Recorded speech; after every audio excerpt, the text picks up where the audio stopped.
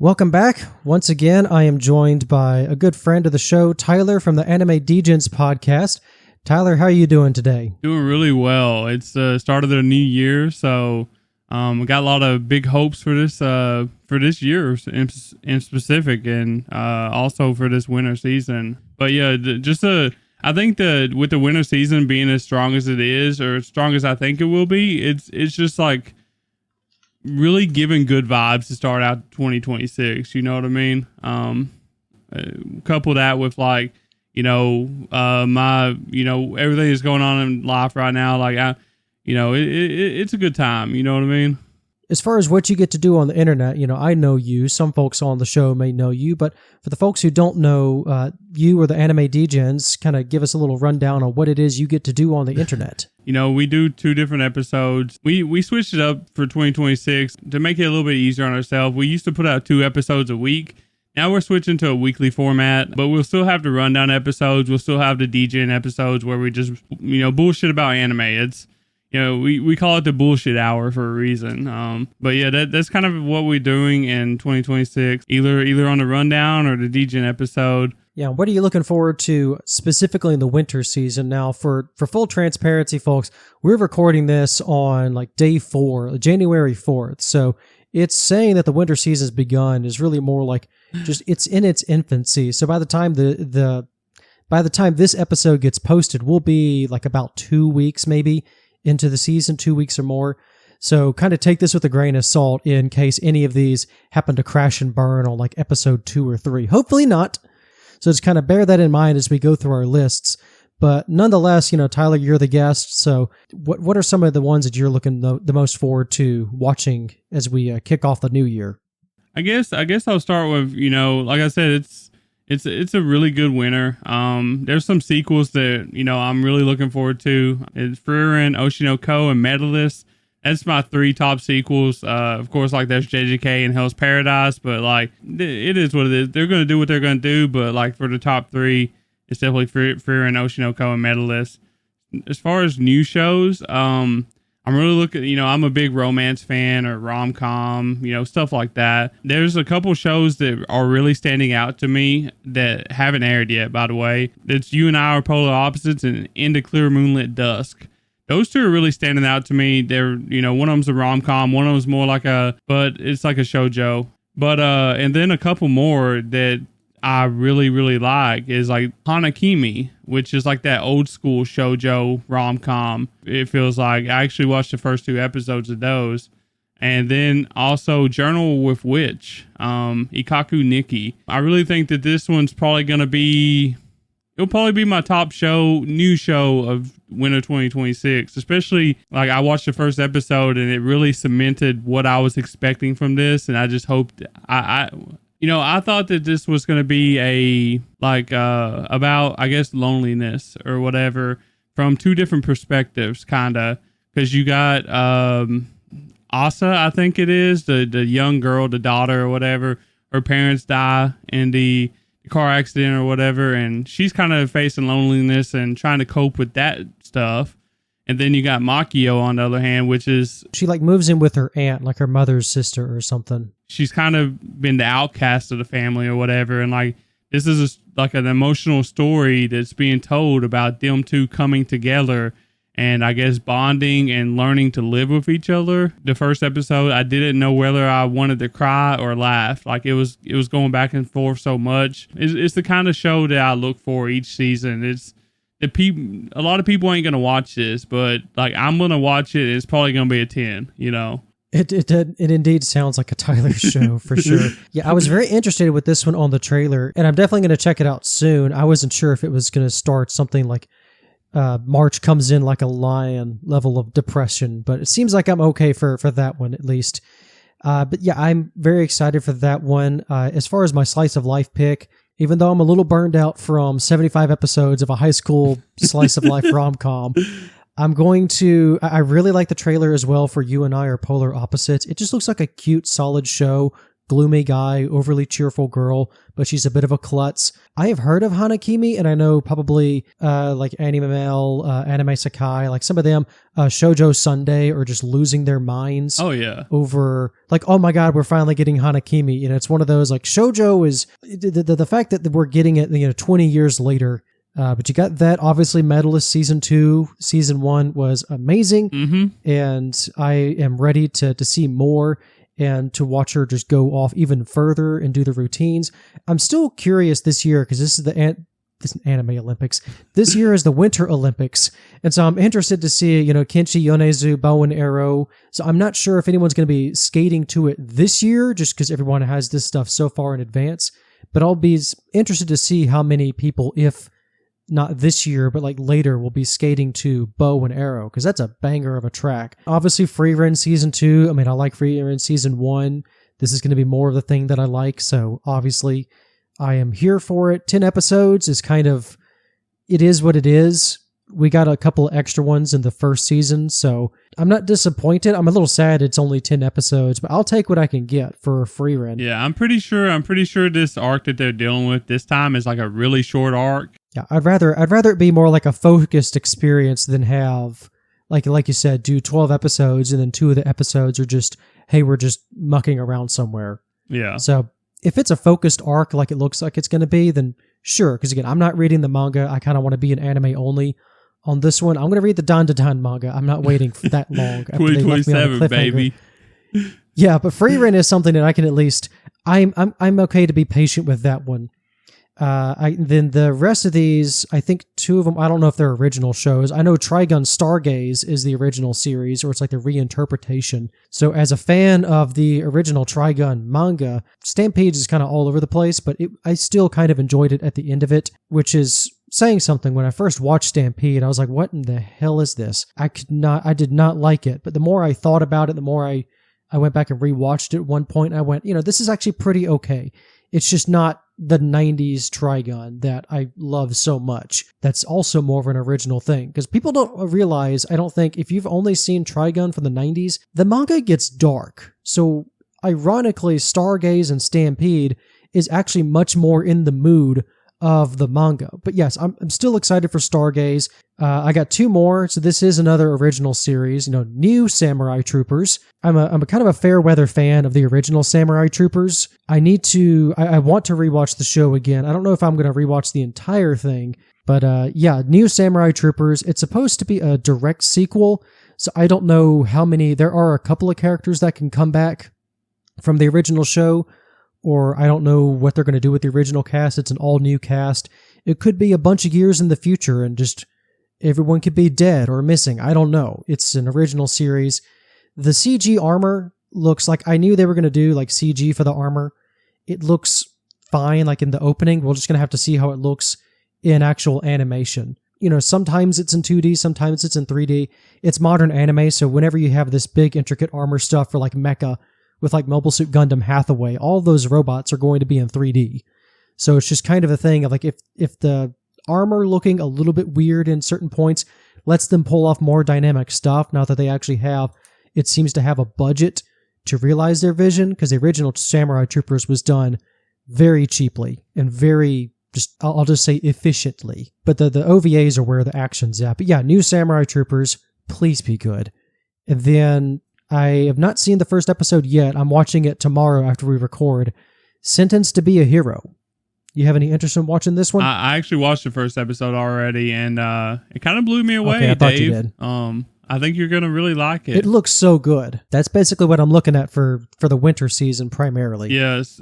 Speaking of like Sentenced to be a Hero, it's not technically an isekai. It is a dark fantasy. It's just got reincarnation. Well, it's got the death loop. Yeah, it's a death loop game, but I didn't know if like all of the heroes were like summoned from another world. It's just like if the heroes die, they get forced to come, like they get revived basically and forced to do it again. Yeah, forcibly revived. So, yeah.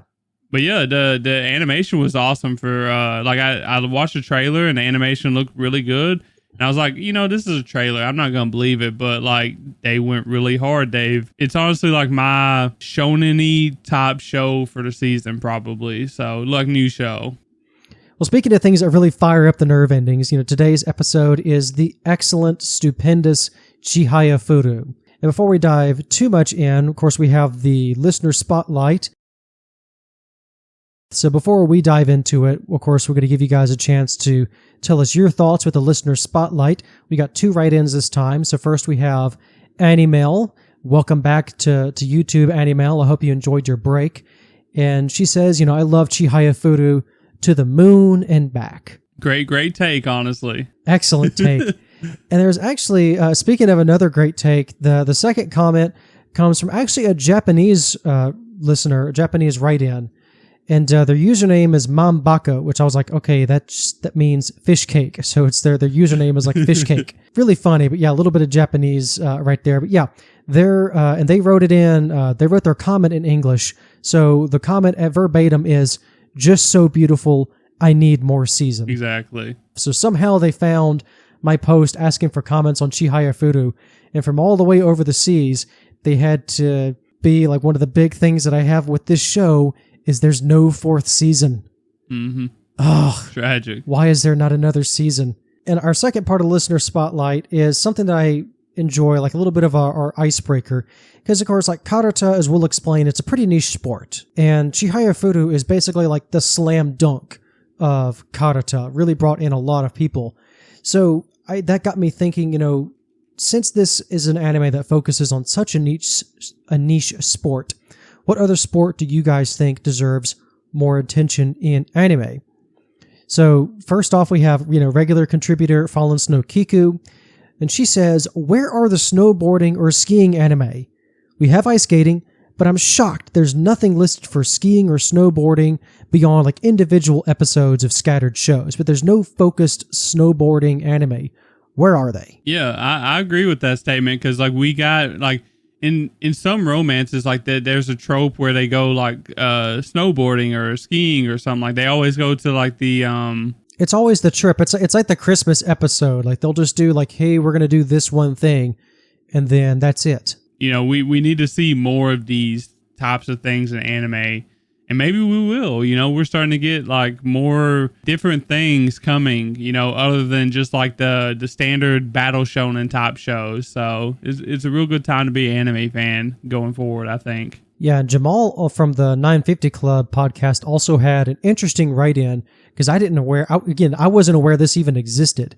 And so he recommends Oendan, or Oendan. I don't know if I'm pronouncing that correctly, but basically it's kind of a sport, but it's really just like a cheesy, over-the-top cheer squad. There's a lot of shouting, exaggerated poses, dancing, all in the name of, who can be the most loudest and obnoxious person, or loudest and most obnoxious group to promote school pride. And he actually has a recommendation. This does not have an anime, but it does have a live-action adaptation. So he says, there's this manga called Again, and so it's Again with 2 exclamation points, and it's essentially a time loop manga set in a high school where the main character decides, you know what, I'm going to keep using my death loops to help out the cheer captain of this squad. And so it's authored by a guy named Mitsuru Kubo, who is a co-creator of Yuri on Ice. And so that's her manga. And so I kind of want to check out this manga and see what it is that he's talking about, because this just seems like the silliest use of a death loop I've ever heard of. And just the fact that it's got to be this silly cheer squad. It's almost Grand Blue-esque in its setup, or Grand Blue Dreaming-esque in its setup. So I'll have to check it out. I don't know so much about the adaptation, but I'm going to have to check out this manga. Yeah. It looks wild. I have one question about that, Jamal. How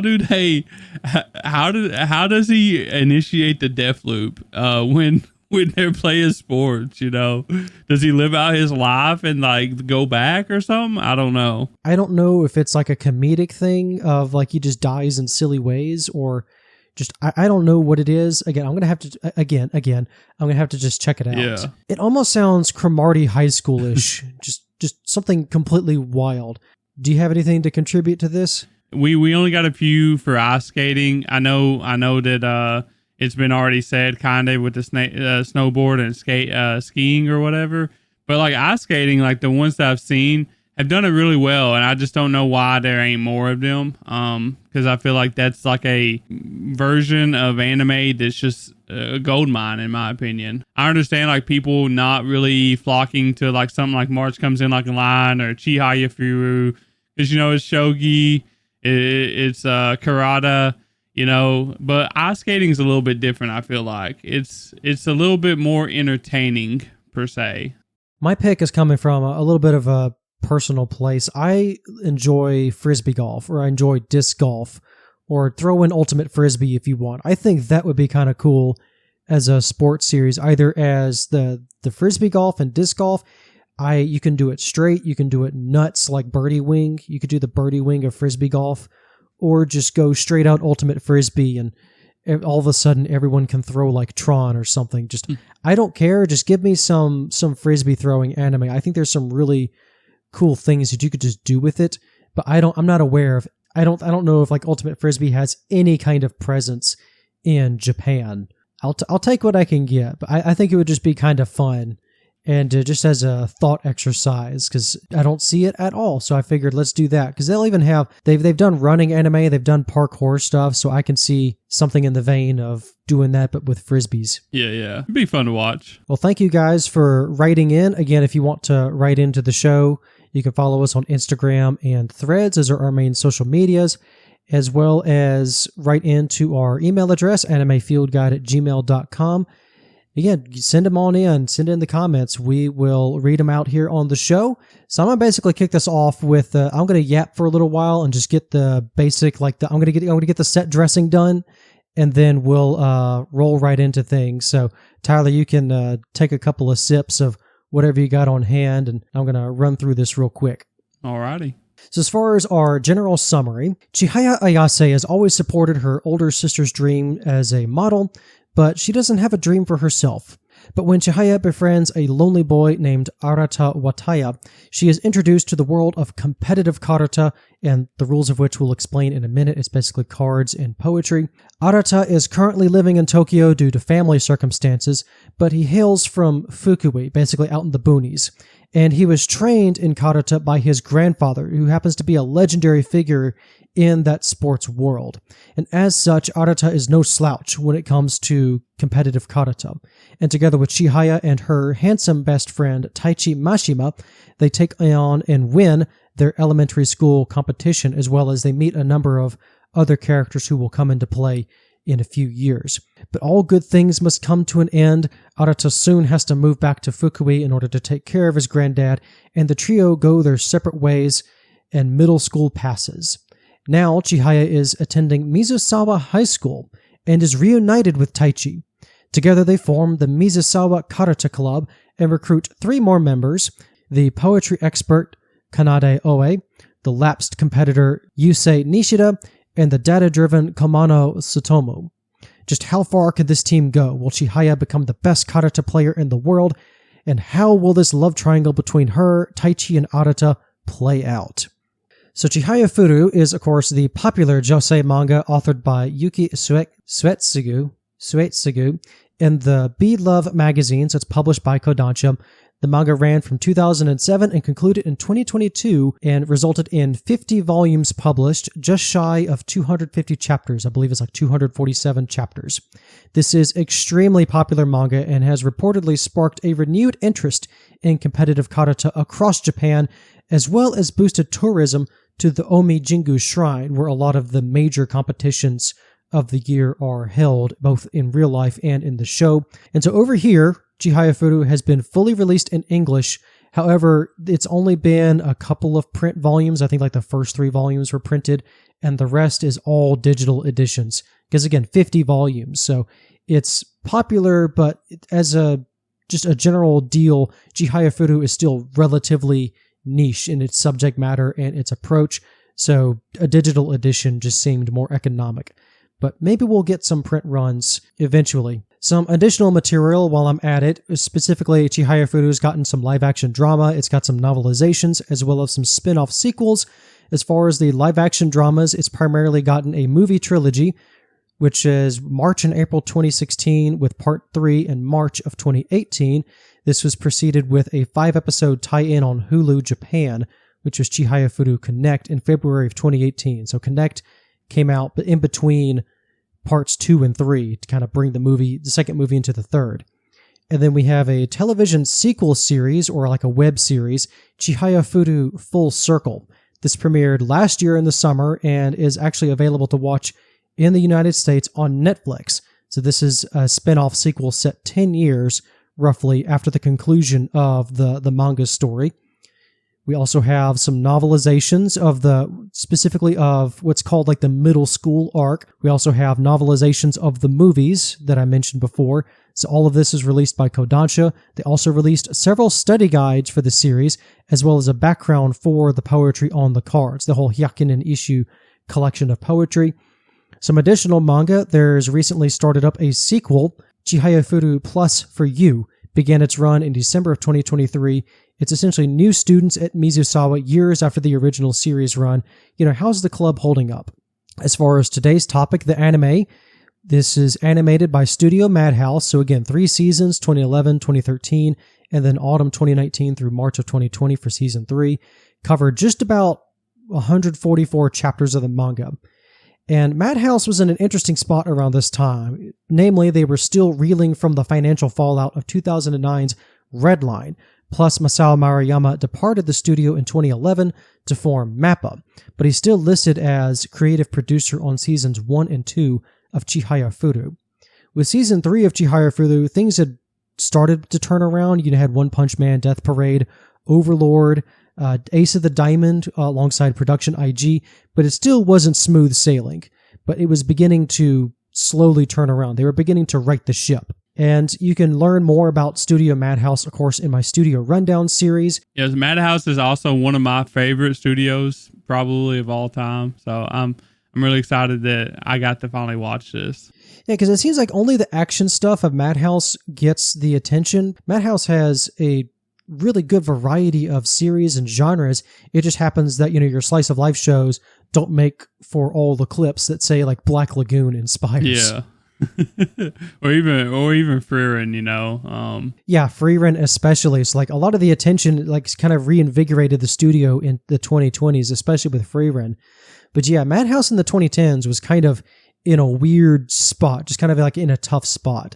So it was kind of in that time where it seemed like folks were just kind of counting the studio out. And then you have Chihayafuru in the middle of all of this, directed by Morio Asaka, who's been with Madhouse. He basically joined the studio straight out of college. He got his start relatively as an assistant director on Demon City Shinjuku, Cyber City Oedo, Goku Midnight Eye 2, so all of the cool stuff from the 80s and the 90s, a bunch more.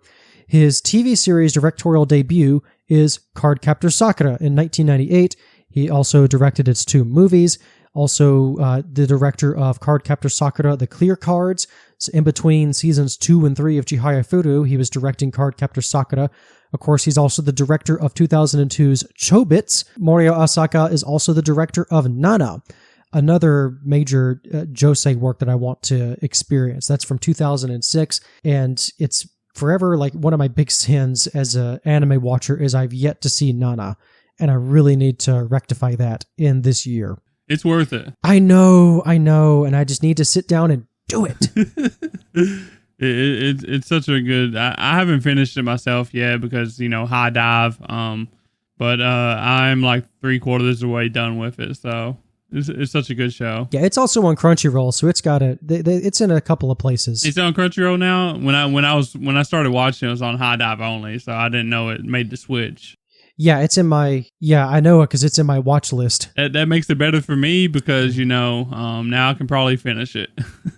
So to kind of wrap up his credits, after Chihayafuru Season 3, his credits are like storyboards and episode directions. There was a fantasy romance movie called Land of Gold, Land of Water. I don't think we've gotten that over here. It's essentially a Romeo and Juliet fantasy setup. And of course, he's also the director of Spring 2023's My Love Story with Yamada-kun at level 999. Which is great too. Which is a great show. And last but not least, his upcoming project, he is attached as the director of Spring 2026's Awajima Hyake, or Scenes from Awajima. So this is going to be a girls' musical boarding school with all the trials, tribulations, passions that come with competing to be the best on stage. So after all of that, Tyler, how did you come to discover Chihayafuru, do you have any like long history with the show, or is this one of your like a first time watching it? I ain't gonna say I have a long history with the show, but it's been on my watch list for a long, long time. I know that people have always said, it's a really good show, and that if I liked, March Comes In Like a Lion and stuff like that, I would really like Chihayafuru. And the thing that always turned me off about it, me being a very, very, very much included in like seasonal watching or whatever. I don't really have time to devote to so many episodes like Chihayafuru has. Like it's like 70 some episodes, and like I hate starting something like this that I know I'm gonna like and not being able to finish it, and that's one of the things that kind of kept me from watching it until, of course, you reached out and you wanted to talk about it. And I was like, this is finally the chance. This is what's gonna get me to watch all 3 seasons of Chihayafuru. The feeling is mutual because I was in a similar spot. I bought this show purely on reputation, and it was around, I think it was the summer of 2022. This is, of course, it was on Sentai Filmworks for a while, and so it had both the English dub and the Japanese dub. In one of their many summer sales, I picked up all 3 seasons, so I got the DVDs on the shelf back here, and then the Blu-ray set. You can still buy the Blu-ray set, by the way, for season 3 only, and on Sentai Filmworks. So the first 2 seasons, you're going to have to dig for it if you want the full set. But the show is on Crunchyroll. That's where I primarily watched it. But yeah, I had heard of Chihayafuru a bunch, and for about 3 years, it was just sitting on my shelf, not really doing anything. I tried it in maybe 2024 during my break from Treehouse. I thought maybe I'll sit down and watch it. I got through season 1 and I went, this is good. And then I started watching other things, and sure enough, I just dropped it. So this was a good opportunity to finally get it. I think also what stopped it for me at that time was I knew season 3 ended on a cliffhanger, air quotes, because again, the manga was still going when they did the final season. And so I think I was just holding out for a hope that, okay, well, I bought them here. Maybe if I wait a little while longer, there's going to be a season 4. So it was just something about like, I think I reached out to you in November and said like, hey, enough's enough. I'm going to finally sit down and watch this damn thing. And I'm going to have the holidays to do it. And yeah, I don't regret that decision doing it. But I mean, it was certainly, I forgot that the holidays, I'm traveling the entire time. I also have year-end obligations at work. So suddenly it becomes December. All of a sudden I'm realizing I'm staring down the barrel of 75 episodes, and I have been crawling through season 1. So this ended up being a sprint over the last weekend before we started recording this. The weird thing is I don't really feel tired because the show was so well paced, especially in season 2. Season 3 was well paced for different reasons, but kind of felt like a sprint into that true deal. Like it was just such a well paced show that before I knew it, I blinked, and here we are sitting down getting ready to record. Yeah. As for me, like I think we kind of flipped there. You waited till December or whatever to try to watch all of it together, or kind of season 2 and 3 at least. Whereas me, as soon as you reached out, I was like, okay, I better get started on this now. And I ended up watching like season 1 and season 2 in like a week, a week or a week and a half, which was insane for me. And I said, this is coming up in like January, like early January, late December. I should probably wait until closer to watch season 3. That way I don't forget what's going on, because I got a bad memory. So I'd actually slow myself down and wait. Whereas Dave didn't. I thought that was kind of it was pretty funny to me, the way it all worked out. How do you think, after watching all 3 seasons, how would you try to pitch this show to someone who maybe was looking to try it, but maybe is intimidated by the episode count or doesn't know anything about the sport, which again, we'll explain the sport in a second here. Well, specifically, I got one specifically. I'd say a lot of people aren't going to be watching this show like March Comes In Like a Lion, but I truly think that Chihayafuru, if you like March Comes In Like a Lion, you would love Chihayafuru, because it's just a happier version of March Comes In Like a Lion in its own way. Whereas like, Chihayafuru kind of has like that that romance subplot coming and going and then getting more intense later on or whatever. But March Comes In Like a Lion is really depressing, and it's a true story of like sadness and depression and coming out of that or whatever. Which Chihayafuru's got that same intensity, whereas the other one has shogi.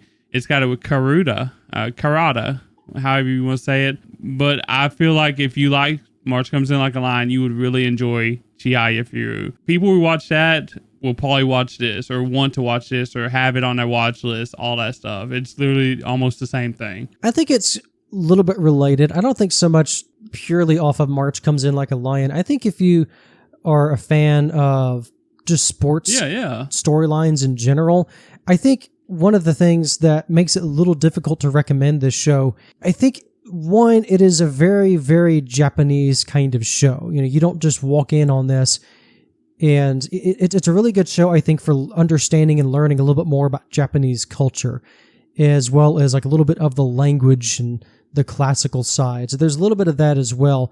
But it's got all of your regular sports storylines. We got to get the team together. Now it's our first tournament. We got to learn how to work well together. Well, now it's individual stuff. So how do everyone has their specific gameplay styles, and it's all plays out in all of your storylines. Is there going to be an injury? Does someone get sick the day of the tournament? Oh no, how do we sub somebody out?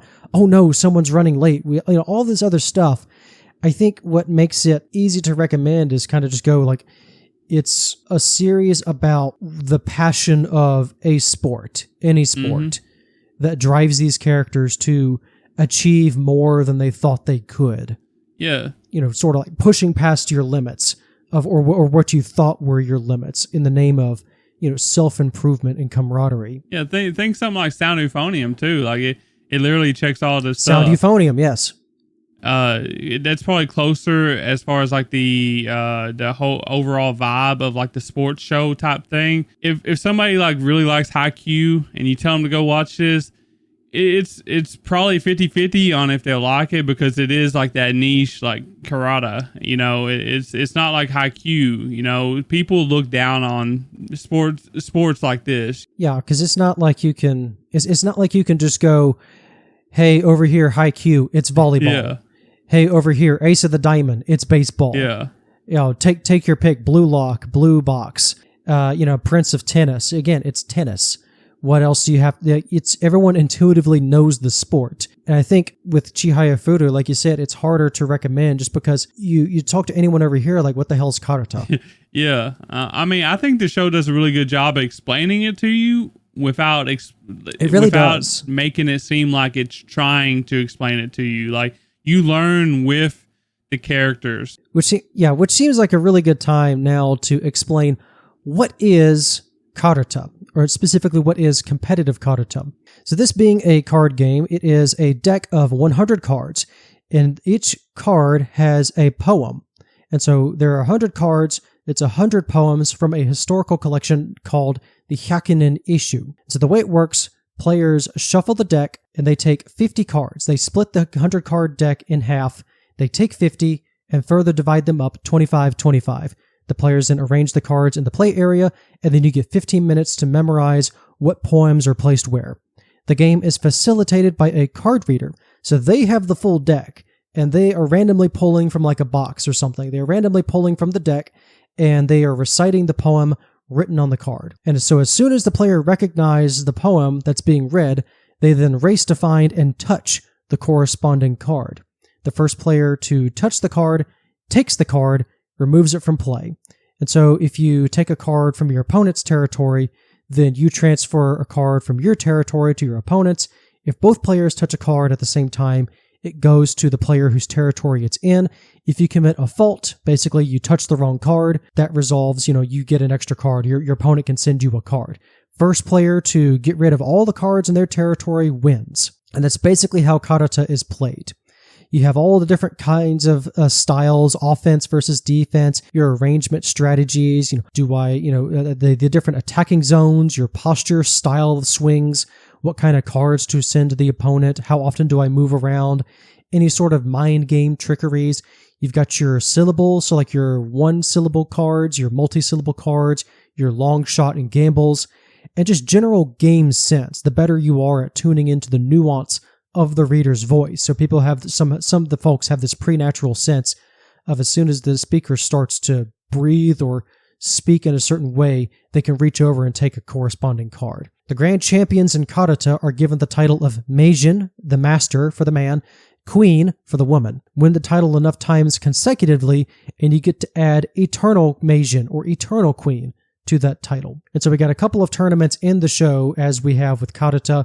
We have the high school qualifiers. You got the team matches to determine which high school gets to represent their region. So Mizusawa competes to represent the Tokyo region. One of their main rivals is Hokuo Academy, which is one of those long-established historical Karuta clubs. It's the powerhouse of the Tokyo region. They're basically expected to go to nationals every year. So you have the national championship in the summer. It's held at the Omijingu Shrine in Otsu, which is the capital city of the Shiga Prefecture. You got the team matches on day 1, individuals on day 2. Then you have the Meijin/Queen qualifier. So this is the tournament to determine the East and West Japan representatives, who will basically face off again at the Omijingu Shrine for the right to challenge the grand champions. This is always a televised and or live streamed match. And then of course the Meijin/Queen match. Those are the major tournaments. There'll be all kinds of other smaller or just organized or, prefectural tournaments through the show, but those are the big ones.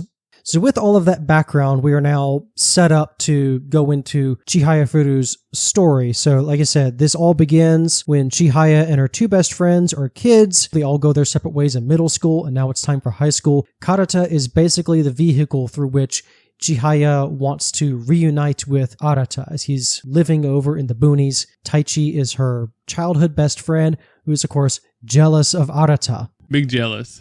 Big jealous. He's mature enough to realize, he's going to do everything he can to help Chihaya get her dream of a competitive team. But, as far as season 1 goes, it's a lot of it is built off the back of this initial trio of friends who are playing this unique and niche sport to try and reunite with each other. What are some of your general thoughts as we go into season 1 and get into the nitty gritty? As we start, we got to get the club together.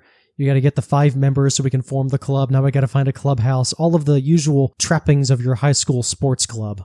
Yeah, I thought they done a really good job at showing Chihaya and how chaotic she was right off the get-go. Her running around trying to recruit people and stuff like that, and the overall her intensity on trying to get people in there. That's what she wanted to do. She wanted to become the queen eventually, and in her eyes, this is the way you do it.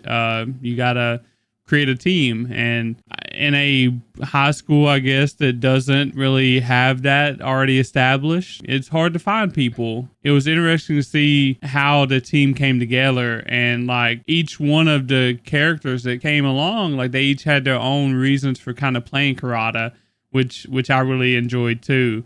I think the show does a really good job at making us care for these characters by telling us, showing us what kind of persons they are, what they want to achieve themselves. This is a really good show to not just get a better sense for the Japanese language, but also just a couple of puns floating around on this one.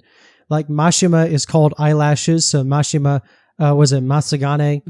Yeah, Matsugane-kun. So he's called eyelashes. Nishida has the nickname pork bun, so Nikuman, because Nishida is always eating. But don't let that fool you. He's also really athletic. He's one of the kids that is introduced early on where he has a bit of a history with Arata, because Arata basically just traumatized him out of Karuta a couple of years back. So Nishida has run away to the tennis club, which is run by the school's empress, initially antagonistic towards Chihaya, the science teacher, and also her just get exasperated, oh my gosh, you stole one of my members. What is this Karuta business? Her story is also really cool to see later. But yeah, Nishida, they bring him in. So basically you've got your 3 powerhouse players. Now you got to start recruiting from the fresh crop. You got to bring in, I think the first one they bring in is Kanade, right? Yeah, I think it's Kana. Yeah, they bring in Kanade Oe, and she is a poetry fan. She loves poetry. she's got all of the Hyakken and Ishu just memorized as of course. And she, not only that, she knows all the backstories, all of the references that are within the poems. She is a sucker for romance as well. So Kanade comes into the Karuta Club expecting it to be, oh my goodness, this is all completely relaxed, and just they just about scare her away in the first act. I was like, this is vulgar and this isn't poetry. What is this? But I really like her journey through this series. Her insights into how the game, not just how the game is played, just her poetry insights are like a really interesting boost, because all of these meatheads are only viewing the poems as how many syllables do I need before I can take them. She's kind of the one who comes in and says, no, this deeper understanding of the poems really is important. You know, the more you know about them, the more you can recognize, the more they'll have meaning to you. Yeah, Kana is actually probably my second favorite character of the whole series. She gives that different perspective, like you're saying, to this card game. You're so like caught up in like Chihaya and Taichi. They're just like doing it, you know, taking cards because it's a game. Like it's a sports to them, you know, competitive. But for her, it's not that. For her, it's actually her fascination, her hobby, I guess you can say. Like, this is like, she loves history, and this is like Japanese history, like in the best form to her. It's such a fun experience getting to see the other side of the karate players, the karate world, I guess you can say. Yeah, because on the other end, you have Komano Tsutomu, who is initially the gloomy nerd glasses kid who's always at his desk. So they call him Desk-kun, because the word for desk is Sukue. So it's like Sukue Tomo or something like that. They call him like Desk-kun. But yeah, Komano Tsutomu, he is always like, he considers himself his rival, the academic rival of Taichi. So they initially rope him in by going, hey, if you play Karuta, it'll help your memorization. Hey, Taichi's the number one in our class. You're always wanting to get a leg up on Taichi. I also like how he develops his sense of the game in his own way, always taking notes of everybody. So he's got this game down to, he's all about the meta. He's always about, hey, Chihaya, you're always doing this, this, and this. You're good on these cards. And so between Kana and Tsutomu, it really shapes our core trio. It really brings an interesting flavor to who are essentially our main team through all of season 1, these 5 characters. Yeah, and Desk-kun, I think he's like the MVP of like certain matches, because he is the stat man, and without him, like they would not have had the advantage going into those matches, and therefore they would have lost. I think that should be looked at too, because he's such a good character in that way. He doesn't necessarily have to be taking cards. He can be on, on the sideline or whatever, giving information. Yeah, and that aspect of him comes across pretty well in season 1, but I think it's especially true in the later seasons, when they have more of a deeper lineup where he can actually do more of that analytical side. But it's an interesting dynamic because, of course, you have Chihaya. She's the ace. She's also like the team captain. No, she's not the team captain. She's the coach. Assistant to the team captain.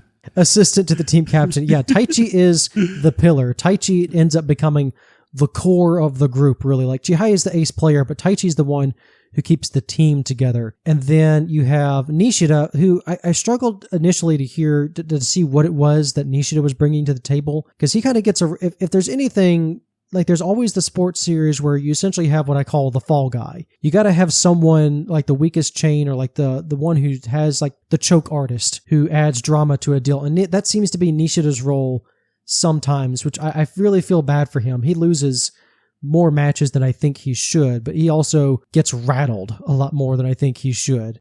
Especially considering he's like the big 3, I called him. Yeah, like the big 3. He's one of the original members. Between Taichi, Chihaya, and Nishida are all like legacy active characters, active players, basically. Mm-hmm. But Nishida really steps up, I think, in like the coaching aspect, and really like, especially when they start bringing in the younger students. In season 2, Nishida gets a lot of like off screen where he's helping the first years. So yeah, it is frustrating sometimes to watch him play, but at the same time, he does have his dynamic with the group. And so even if he does seem to be like the Debbie Downer sometimes, or like the guy somehow just can't really close out a game, at least in the crucial tournaments, there are times where he's just flying through because it's just a generic tournament filler, whatever. I would like to see him get more moments. I think maybe later in the show, or I'm about to start picking up the manga, so maybe he'll get more of that. I think more like after this is when Nishida really steps up. Of course, you got Kanade. She's the culture queen. Excellent. And then Tsutomu is the data-driven, the metagame analysis. So this is our core 5 of season 1. So not to go like in the nitty-gritty of all the tournaments and things, but like the general flow of this is after we get the club together, they got to learn how to play as a team. So their first team match is pretty much at the qualifiers for nationals. How do you think this first tournament, if there's, and just the general tournament runs, I should say, to not take too much time, but how do you think that everything played out in season 1? I love the games. I love the games in the tournament. I was really hyped when they got as far as they did.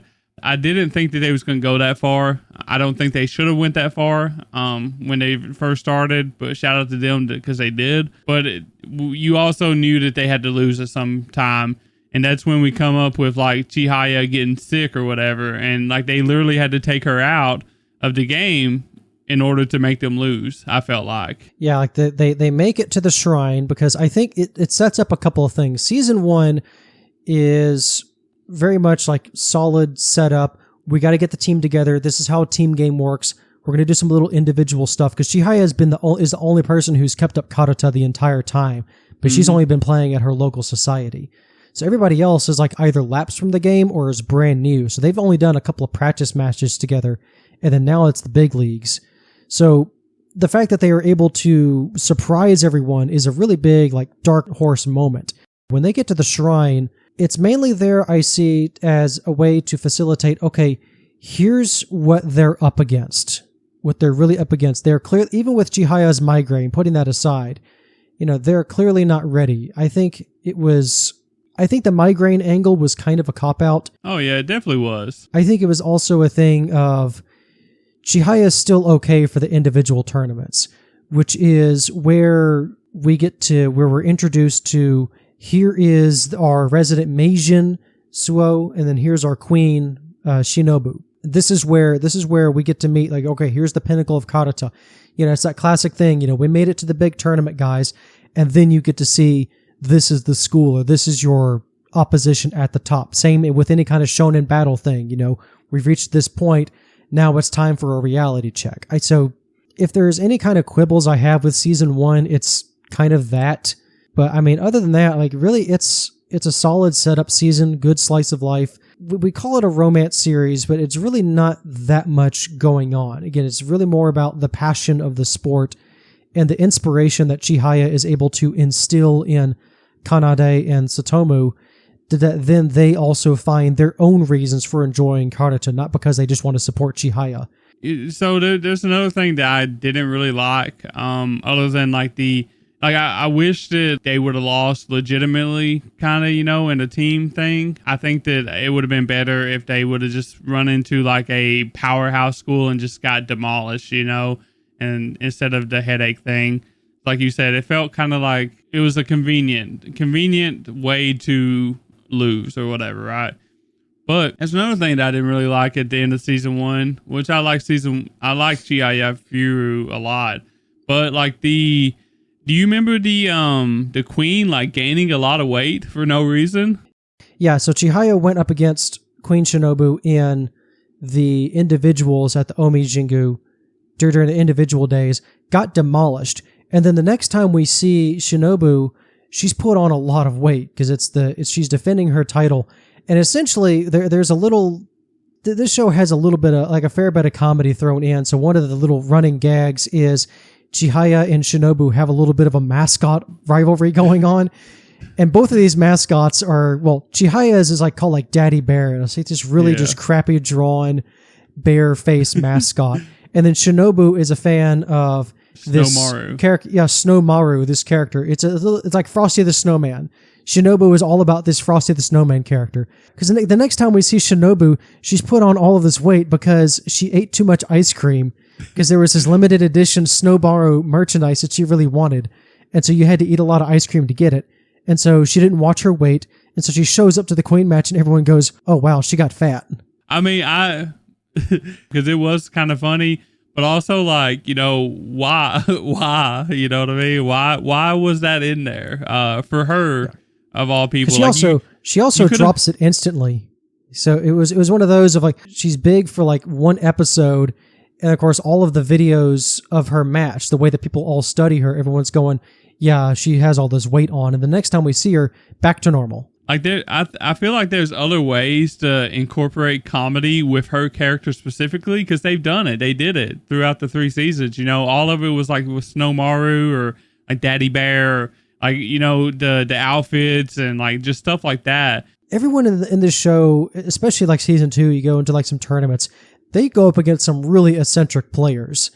And so there's plenty of ways to do that without doing like, oh, haha, fat joke just out of nowhere. Yeah, that's one of the only things that like really, really I disliked about the whole series, honestly, is just that, because like, what did that even do for the series? Like, what did that bring to the table? In my opinion, it didn't bring nothing. It just like, it was just there, At least it wasn't a recurring thing, because Nishida also gets teased a lot, but it's not so much about his weight. They're just teasing him for eating all the time, when it's very clear that he is plenty athletic. In fact, he's very athletic. He's just a big boy. So not like he's not a fat kid. Nishida's not a fat kid, but they still call him Porky. That's just the thing. Like, even when Chihaya comes up with these nicknames and she realizes, oh no, these are bad nicknames with like, Desu-kun and Porky, Tsutomu and Nishida start looking at her weird when she starts calling them by their real names. Like, Chihaya, it's fine. We actually prefer, like, everybody else can call us. Like, we like it when you call us these nicknames, because it's just you. Yeah. You don't need, like, please don't change on our accounts. It was one of those, like, okay, they had the conversation. She's not being mean about it. It's just something. Chihaya's an airhead, so she is also bad with names. And it's also kind of funny, if we're talking about comedy, there's always these, like, Nishida's also the guy that knows everybody in the Karuta world. And so Chihaya will go, oh, who's that person? And Nishida will just look at her and go, that's the 4-time former queen, you dolt. Who do you think that is? Like, how do you not know these people? Like, Chihaya is all about competitive Karuta, yet she doesn't know any of the high-powered players. It's just like that. Those jokes are funny when she just completely forgets somebody, and then she'll just make up a nickname for him on the spot. Those little things are funny. But going into season 2, I think this is really where, like, if season 1 was set up, I think season 2, this is your classic, like, most of this season, is tournaments. It's just tournament arcs. So this is where you start the opening days with you introduce your new characters. And so I do think it was kind of cool that, it's once again time for club recruitment, and they go, okay, you need to have, 5 new members, or the symphonic band's going to get your room, or they need to use your building. And it's like, okay, we got to scramble. They have a deal where, okay, we're the Karuta Club. They get up in the kimono and in the hakama, and they have this presentation, and all of the first-year girls, they get like 20 applicants, because it's 20 girls all with the hots for Taichi. And also like one guy, just one guy. One guy. There's one guy in a room of 20 girls, and out of that crop of 20, they get 2. Which I was initially not a fan of this character, but Sumire Hanano, she starts off as this, flashy garu with the hots from Mashima, but she really dedicates through the series. I really love her development into more like a dedicated player and even a leader for the team at some point in her own right. The way that she really comes into, like, as a completely fresh player, much like Tsutomu, just for a different reason. And I also enjoy the initial friction between her and Kana, because Kana just couldn't stand her. She was so, like, non-committal. Oh, I need to always have the flashy nails and the makeup. She was annoying for like one episode, because that was the point. And then after that, it's like, okay, I see the vision for this character. Then you have Akihiro Tsukuba. He's coming over, I believe he said he came over from Hokkaido, where it says he's really good at Karuta, but it's a different form of it on, like, it's what's called second verse Karuta. So he has no idea about competitive, but he's like, I can pick it up. I also think that Scuba is a habitual liar. Absolutely. He's always trying. I love his little jokes where he's always like, they're doing the lineup when they're going to nationals, or they're trying to do the qualifiers for nationals. And he tries to sneak himself into the lineup. They get their lineup ready. He hands it off in front of everybody. He starts to scratch out a name, replace it with his own. And Nishida's like, hey, darn kid, give me that. And, it's not that he thinks that he's better than any of the players that's starting, Deskun and Kana, but he just wants to, he's went home and told his little brothers, like, hey, I'm going to be competing in this. And, he wants to, like, show them, make them proud of his big brother, which is pretty cool, in my opinion. But, like, you can't, on a national level or whatever, you can't be playing around like with that. You know what I mean? Yeah, Scuba is a goofball. He really is. He wants to sneak his way into the lineup. He always wants to. He's got this weird thing where he glares and like sticks his tongue out on the side of his cheek. Like he just gets this weird look on his face when he's like determined, and it always just creeps out his opponent. So they go like there's one match I remember they said, all right, for this match we're going up against a girls squad. Scuba, I want you to make this face and never stop making this face. It's gonna freak out your opponent. And sure enough, he still loses, but he throws her off her game. And I thought that like little jokes like that, this is my determined face. I think that a show like this needs moments like that because like it's so competitive and intense and like it has a lot of seriousness and it needs that break. You need to have these moments where like you just like reset, I guess you can say. And he's definitely one of them. Like another one is like, for example, Chihaya. As soon as she wins like a hard fought match or whatever, like she just like passes out wherever she's standing, like straight to her nose. She just nose dives. Or the chocolate thing. I think both of those are hilarious, and I think it breaks the tension. It lets you reset, and I think it's much needed. And I also like the resolution of the band arc, where they initially fend off the acquisition of their room because they think it's a hostile takeover. But I like, at least in the school, where Chihaya is shown, hey, the band is really actually having to store their stuff in the hallway and move it all the time. They only need the upstairs for storage. And so able to reach a compromise while still keeping the room, because you're kind of like always like, how is this going to play out? Are they going to lose the club room? Like, no, everything's going to be fine. But I also like the little payoff where right before Nationals, when they're going to the qualifiers, the band shows up and sends them off with the school theme song. And they play all 4 stanzas of the school theme song. It's like, it's really inspiring. And then afterwards, they're like sitting there for 5 minutes going, oh, the next verse. Okay. It was very, very nice and heartfelt, as well as something that I think we skipped over from season 1. Because again, she initially is like, what is this Karuta thing? But I like that it's not just the passion of the sport, but it is very much like these kids' passion for the sport that really sways her when she's able to go to a tournament. Remember, like her first tournament, seeing Karuta, she's like, I have no idea what's going on. I'm supposed to be the advisor. And watching her go through the seasons and get more like, okay, I see what it is. And there was actually, I really wish I could have grabbed this for the episode, but there was a really cool quote that she had in like episode 5 of season 2, where she says like, the beauty of this sport is it doesn't really matter what age you are, what gender you are, whatever your experience in life is, no other sport can bring us this close to history, as well as be a test of athleticism all at once. Karuta is just such a beautiful and unique sport. And I really liked seeing, a teacher, and it really show up and starts batting for the Karuta Club. It almost becomes like her primary club instead of being the tennis coach. Yeah, I mean, she even goes to say like, she even switches sides where she's, she starts sending other teachers complete 180. Yeah. She starts sending other teachers to like the tennis stuff because she understands like how serious, the Karate Club is about doing their thing. And she, at first, like she was just, not even joining the trips or whatever. It's fun when you get like this kind of like, I guess, development for a character. Like they actually learn to love a game that they're not so used to. And, it's really cool to see that. Getting back to the actual card game, do you think the tournament run in season 2 is more representative of Mizusawa's like true power level? Does he seem like a more believable tournament? I think so.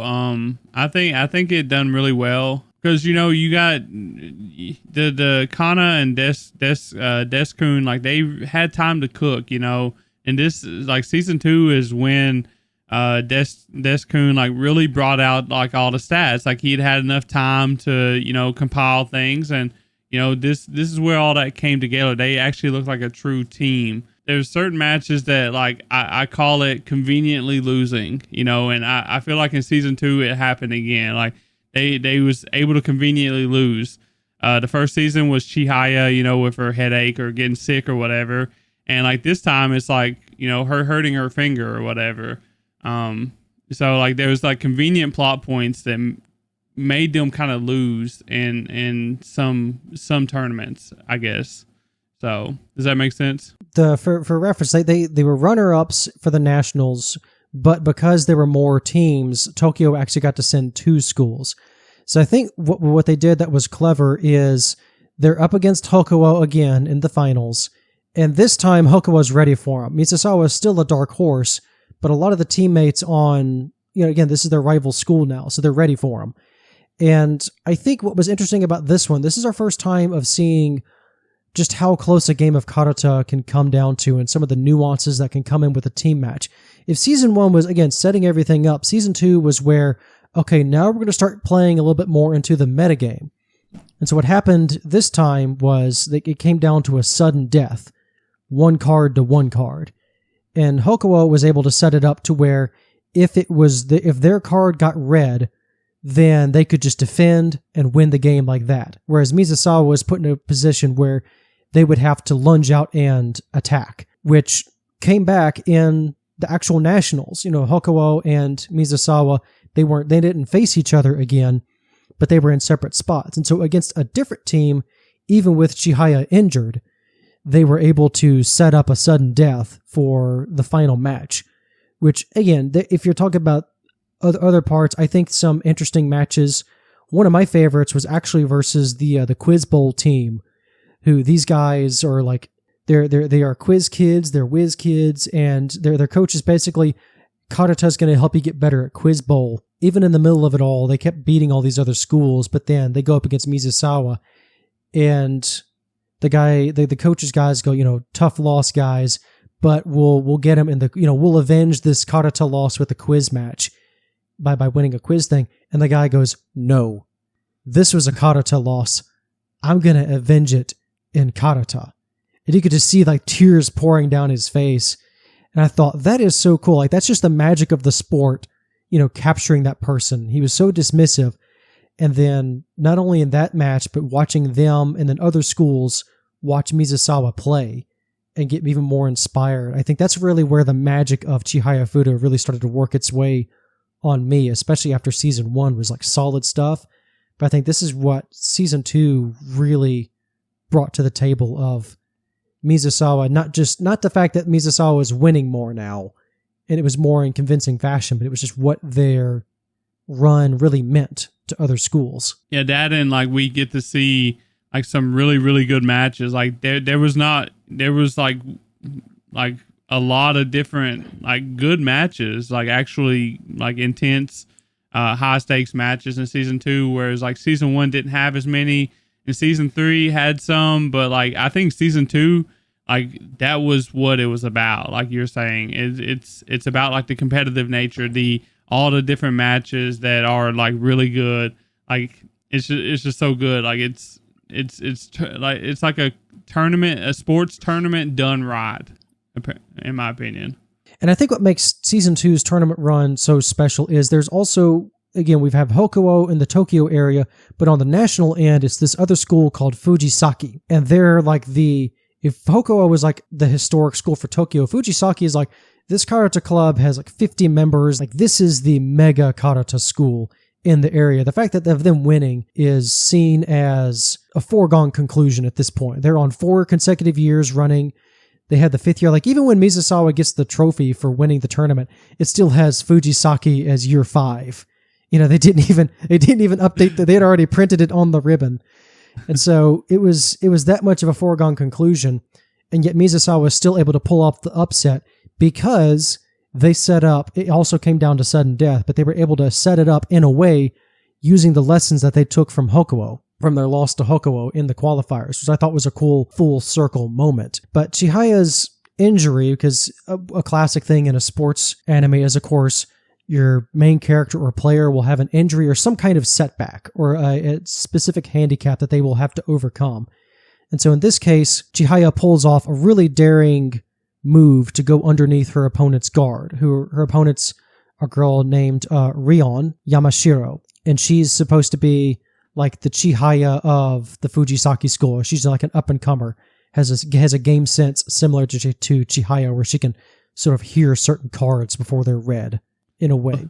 And I'm pretty sure their match, I'm pretty sure her grandmother, I think, was reading, which gives her a +1. So yeah, out and out advantage right there. So it was an interesting matchup, and they were also right next to the reader as well. They were in what was called like the number 1 position. So like they were literally right next to the reader. So both of them were in like the prime spot for utilizing their game sense.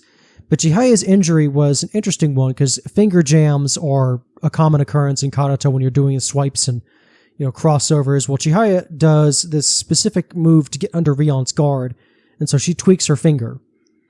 And we think at first it's this fracture, but it's actually this condition called, and I'm going to try and do this on the first try, enchondromatrosis. Close enough. Essentially, what Chihaya has in her index finger is these benign tumors of cartilage in the center of basically where her joints meet. And it can cause deformities in the skeletal structure. So all through the tournament and somewhere around there, Chihaya's finger has been bothering her. It's like, I don't know what's wrong, but something's wrong. And then she tweaks it. And so it learns that, oh, actually, you have this condition. So we're going to need to operate on your finger. And you're going to be off your feet for, you're going to be in the hospital for a week. You're going to need stitches, recovery time, all this stuff. Well, again, coming up in just a couple of weeks, it's the Queen qualifiers. Didn't she, now correct me if I'm wrong, during the individual tournaments, didn't she play with her left hand until she got to the Queen, and then she played with her right hand? Yeah, the whole thing was, if I get matched up against Shinobu, then I'll use my right hand. But the whole day during the Queen qualifiers, she has her finger wrapped up, and she's playing with her left hand, which is something completely foreign to her. But in a weird way, and typical to when this trope comes into play, the injury and playing in a different way or approaching the game in basically she's playing a mirror mode, allows her to see the deficiencies in her own game plan. Now she's much better against defending against left-handed players. But what happens when she gets matched up against Shinobu, the Queen? That bandage is coming off, brother. She's in fight mode. Yeah, I was actually talking to Dave about this, before, but I thought this was a pretty cool look on a training arc, sort of, because this is the way I viewed this. It's like, this is how she got better. This is how she powered up, and it's interesting that they made her get injured in order for her to do this or whatever, get powered up, get a different perspective of her own playing style. That way she can understand the Queen, or understand her game a little bit better, because the Queen, I'm pretty sure, is a left-handed player, and doing this kind of helps She's her a lefty. Understand her gameplay too, So I thought that was really cool, and it just shows her passion and dedication to the game too, because not only did she play this tournament or whatever with her left hand until she got to Shinobu, she also went to training camp too in Fujisaki and used left hand only, which is insane to me. How she can be good enough to just use her left hand and just win against prime people, Yeah, which going into the next season was they basically ended season 2. Season 2 was the team qualifiers, the big team match, and then you had the Queen qualifiers where you got to see, okay, who's the next person to lose against Shinobu, the invincible Queen, as well as we'd seen the Meijin, who is this college student, always wearing sunglasses, and always seems very soft-spoken. So, but we don't really see him in season 1, but Suo is the Meijin, the current running Meijin. He's on 4 wins, looking to make it a 5th. So if he wins one more thing, he will get to be crowned Eternal Meijin. He's just kind of bumming around college, just doing side jobs. And so for the Karuta establishment, all of the old heads, Suo is the worst example of a champion that they can have. Whereas Shinobu is the youngest queen in history. You always have to have a prodigy. So both of them are extreme prodigies who are both also extremely isolated.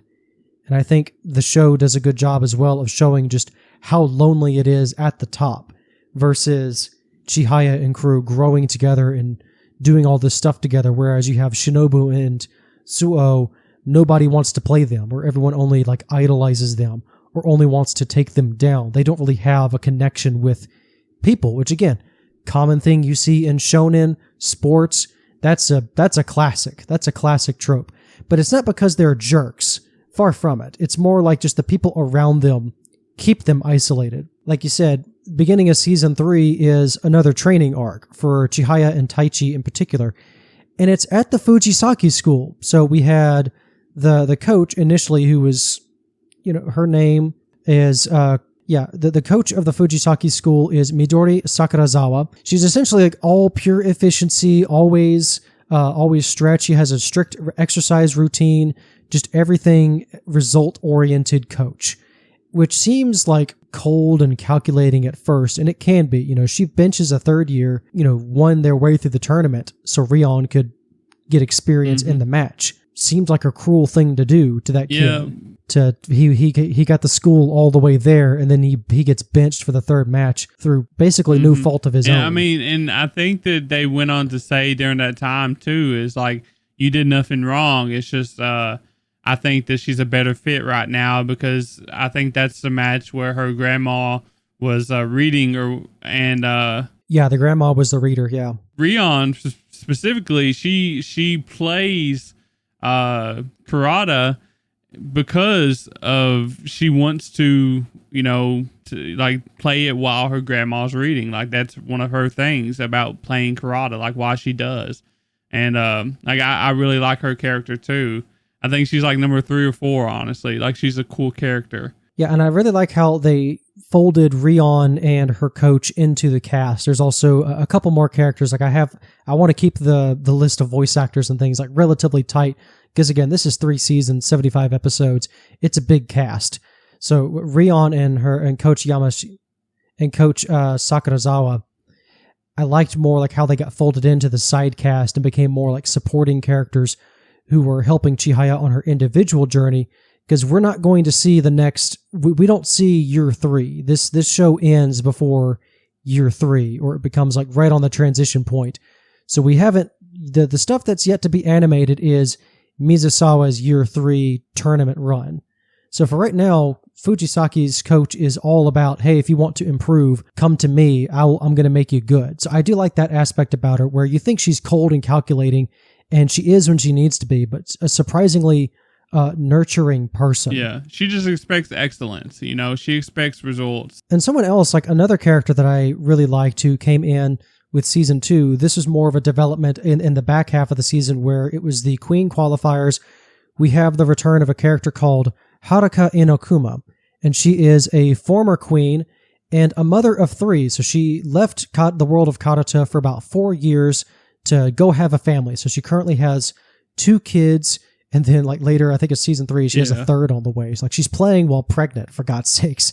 She's pregnant and nursing and still playing karate in the queen match. So it was one of those of her style versus Shinobu's, and also the realization that Inokuma's last name used to be like Chiha. So it's another character who is good at catching the Chihayafuru card, which everyone in this cast has certain cards and things that they're good at. So one of the big things in this story is, when a character gets their preferred card, or especially when a character loses their preferred card.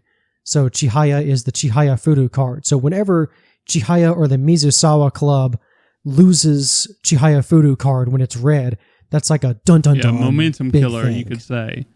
As far as just a general atmosphere of the matches. Now, of course, with Arata's journey, because we've just put him off to the side, he is kind of doing like the more of the lone wolf thing. You don't really, like, most of the show is really on Chihaya, Taichi, Mizusawa. What do you think about Arata's journey up through the karate world? Because he's more taking the Shinobu and Suo path of, I have to win my way through individuals. Yeah, he does.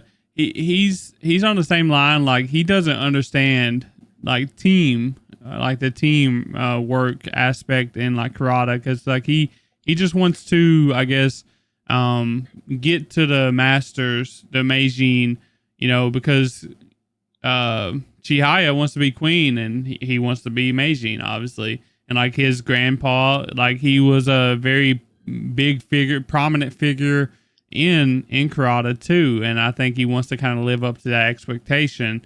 And I think it's pretty cool seeing like his leave, like where his grandpa died or whatever. It's not that, I thought they done it really good where he doesn't blame karate, he's just punishing himself because he wasn't there, kind of. And then obviously like Chihaya and them, they come and get him back and getting back in the game, and like all that's cool. And then you occasionally you get like the little rival things going on between Taichi and Arata, which is also pretty cool.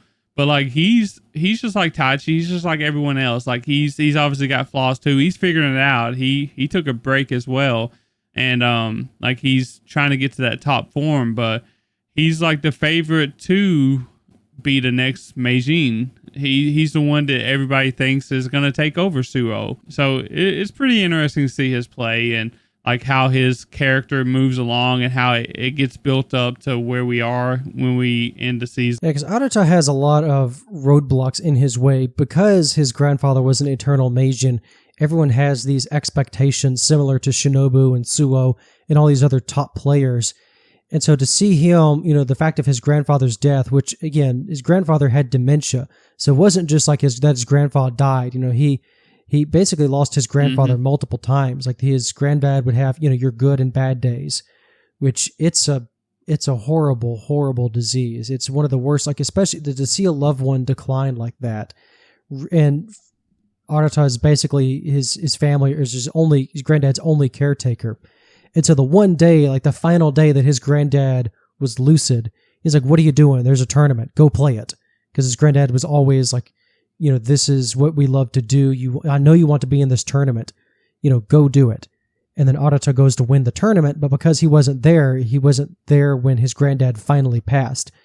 And that would break anybody, to be honest. So, yeah, season 1, it is very much focused on the Mizusawa Club, but it is also because of Chihaya and her passion and growing the team and being consistent, not just in sending emails and things to Arata, but the fact that they both got on the train and went to go see him and really just try and bring him back in. Yeah, like sometimes you just gotta bully someone back into the fold, and once Arata is back in, he's back in 100%, and then you have the added pressure of everyone expects him to be just like his granddad. So Arata's journey is a classic thing of he's obviously a very skilled player, plenty of folks to play in Fukui, but no one really at his school. And so early on, he's just like, well, fine, I'm just going to do individual stuff. And he just adopted this attitude of, well, team matches just aren't for me. I don't belong on a team. I need to forge my own path. And so to see him soften on that stance over the next 2 years, essentially over the entire season, until it's finally time for Arata to step up. Because again, this is all, the whole root of this story is that childhood promise. We're being separated due to circumstances beyond our control. But because we all love this game together, and because we're all going to one day see each other because of this game, I think that's the real heart of the Chihayafuru story, is this bond between the three characters. And of course, the love triangle between Chihaya, Arata, and Taichi. Because it's one of those, like, it's always there, but neither Arata or Taichi really has the stones to say anything to her at the moment, or it just never seems like the right time to. And so when that moment finally lands and you get the confession from both of them, it shocks you. Did it shock you? In terms of confession scenes, like both of them kind of sucked on the timing. Yeah. Like they just personally, like it narratively, it worked great. But I'm talking like in the social circumstances that both of those confessions came through, just both terrible timing for Chihaya. Yeah, with Arata, like you would expect, like in shows like this that has like a sports first look and a romance second or whatever, you expect something like this to be like, hey, I'm gonna win this specific thing, and I'm gonna confess. You know, that's the way it usually goes, right? But like for Arata, he actually lost to Harada Sensei in the like Masters qualifier or whatever. And then he's just like, okay, now's my time to shine, baby. And I'm just like, bro, you just took a L and now you're confessing, you know? Like that, it's just a weird time, but I think it fits because like these aren't normal people, you know? I think it fits because it was like a now or never sort of circumstance for him. It wasn't the personality thing. The mood is such like if I don't say it now, I don't know if I'm ever going to say it because he had just had so much going on at the time. It's one of those like I can't let this shake me. I can't be afraid anymore. And so I think that loss right at the precipice of being able to face down the Meijin was a big catalyst to kind of get him to wake up and kind of see, okay, what is actually important to me in my life in this moment? What am I really... I love Chihaya. I've loved her for years, and I've put it off for too long. I don't know if I'm ever going to get this chance again. I think that's more where that's coming from. I also think that like as far as like the romance goes, like it got kicked up a notch in season 3. Obviously, like they was here to remind you, hey, like this is a romantic story too. It may not be always there, but it is here now. And with Arata like confessing, I really like the difference between Arata and Taichi's confession, because Arata, like, it really lets you know that, you know, he said, like, I love you, Chihaya. If you feel like it, let's play karate together. And, like, you know, that's his own way of saying, like, hey, let's be a couple, you know, let's do this or whatever. Let's be boyfriend, girlfriend or whatever. But because, like, to Arata, like, karate is life, just like it's Chihaya's life. But on the other side, I think Taichi, like his confession, like he done a confession too. He's like, I don't want to be a coward, you know, and he tells her about, you know, the glasses thing when he was a kid. He's like, I don't want to be a coward anymore, and I love you. And then he starts naming things like your nails, your fingers, your hair, your smiling face. For all this time, I've loved all of it ever since we was kids. I think it shows you that for Taichi, karate isn't life to Taichi. Karate is just a game that he kind of plays for Chihaya, in my opinion. So there's the two different aspects to like Chihaya's like love story, I guess.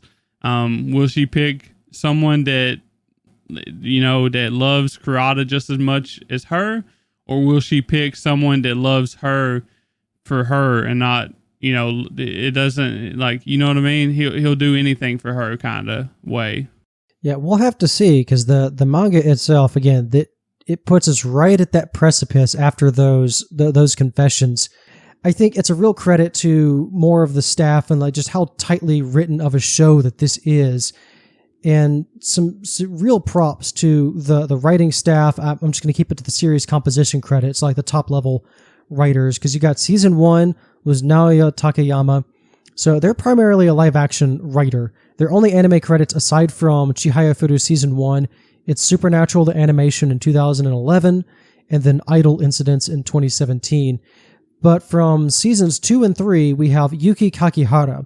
So she's done Persona 4 the animation, a big one, Digimon Adventure Tri, Asabi Asobase, so a little bit of the humor side from there, Urusei Yatsura in 2024, and Time Patrol Bon. And with season 2, this is actually a co-composition with Ayako Kato, who is on the writing team for season 1, and then got bumped up to series composition for season 2. But Kato-san is previously also attached to like Kids on the Slope, the script screenplay for that one. So the jazz in the 60s, and also a bit of a love triangle situation going on. And then for season 3, it's all Kakihara-san. She's got all the sole composition credits. And so we've talked a lot about the actual story and the major plot points and the character developments. And I want to touch a little bit on just how damn pretty of a show this is. You know, the art direction of the show. We've got the character designer and chief animation director. This is by a guy named Kunihiko Hamada. So he worked on all 3 seasons, the character designer. And yeah, a lot of these guys worked with Morio Asaka. He was character designer on Chobits and Nana.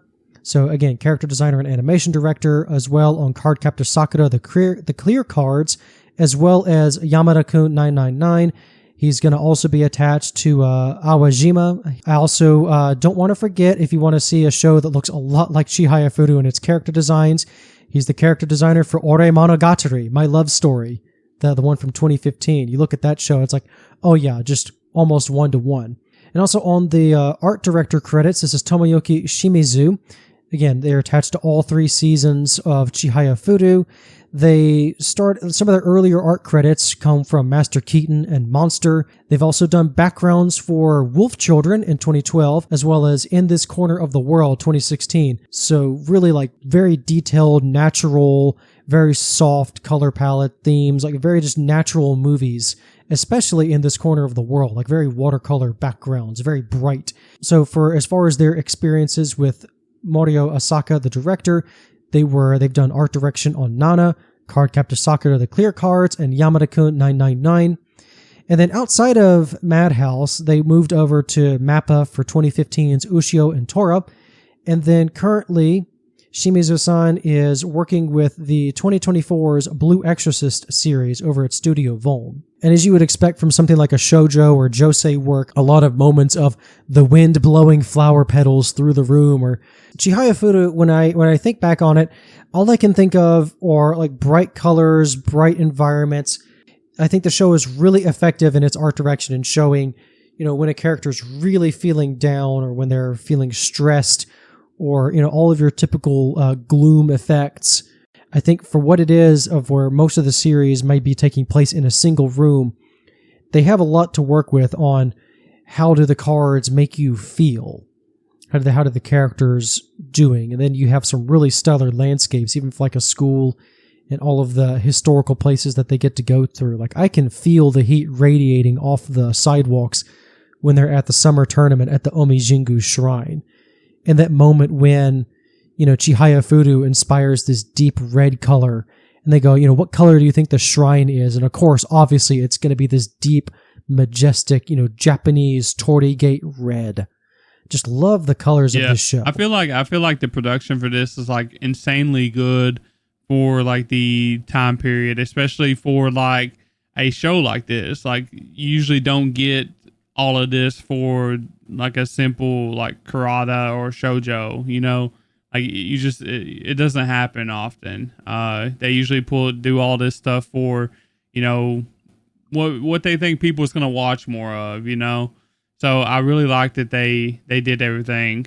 Yeah. And how many different ways can you really animate this guy is swinging at a card or doing these techniques, or like this guy is really fast? Yeah. More than you would think. So it's not, again, it's not an action show. You don't have these cross-up moments like you would, like say in a basketball or soccer anime. It certainly doesn't have the budget of something like Blue Box, where wit just went nuts. So I think for what it is, I think it's effective in what it does, but they're also very they're smart in where they allocate the resources. But even like they're high, like I can't really think of any like major moments of high profile sakuga of, oh my gosh, you have to check out Chihayafuru because of this scene where he swiped the CG cards really good. You know, it's really good, like a mood piece. Because I think like even on like the live stream and stuff that they was doing in the actual show, like there was like audience members, chat members or whatever. It was like these people were going so fast, like I can't even see what's going on, and you know. Yeah, we need a playback and like slow-mo. Yeah, those super high profile matches, like they do have high speed playback sometimes, but one thing about Karuta is there's not really a referee. There is kind of a referee, but most of the time, like the refs don't really, like you're not going to be watching Chihayafuru and all of a sudden they lose a card because the ref said so. Really, it's up to the players in the match to decide who got that card. Mm-hmm. And then if someone has to step in, then they'll call a ref. But I can't think of an instance where the referee decided, oh no, this player got a card. Hey, you need to surrender this. That doesn't happen. As far as like OST, like the actual sounds in the thing, I didn't really notice any of them. I know like when certain cards was played or something like that, there would be like the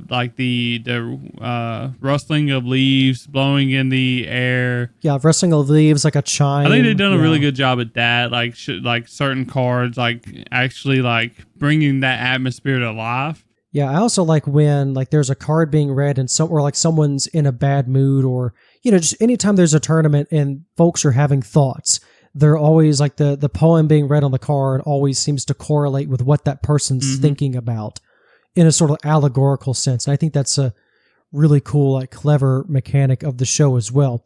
But yeah, the soundtrack for Chihayafuru is composed by Kosuke Yamashita, and I don't really have any experience with his other catalog because the rest of his catalog is like Xenosaga the Animation, Glass Fleet, Dragonaut the Resonance, Digimon X-Cross Wars.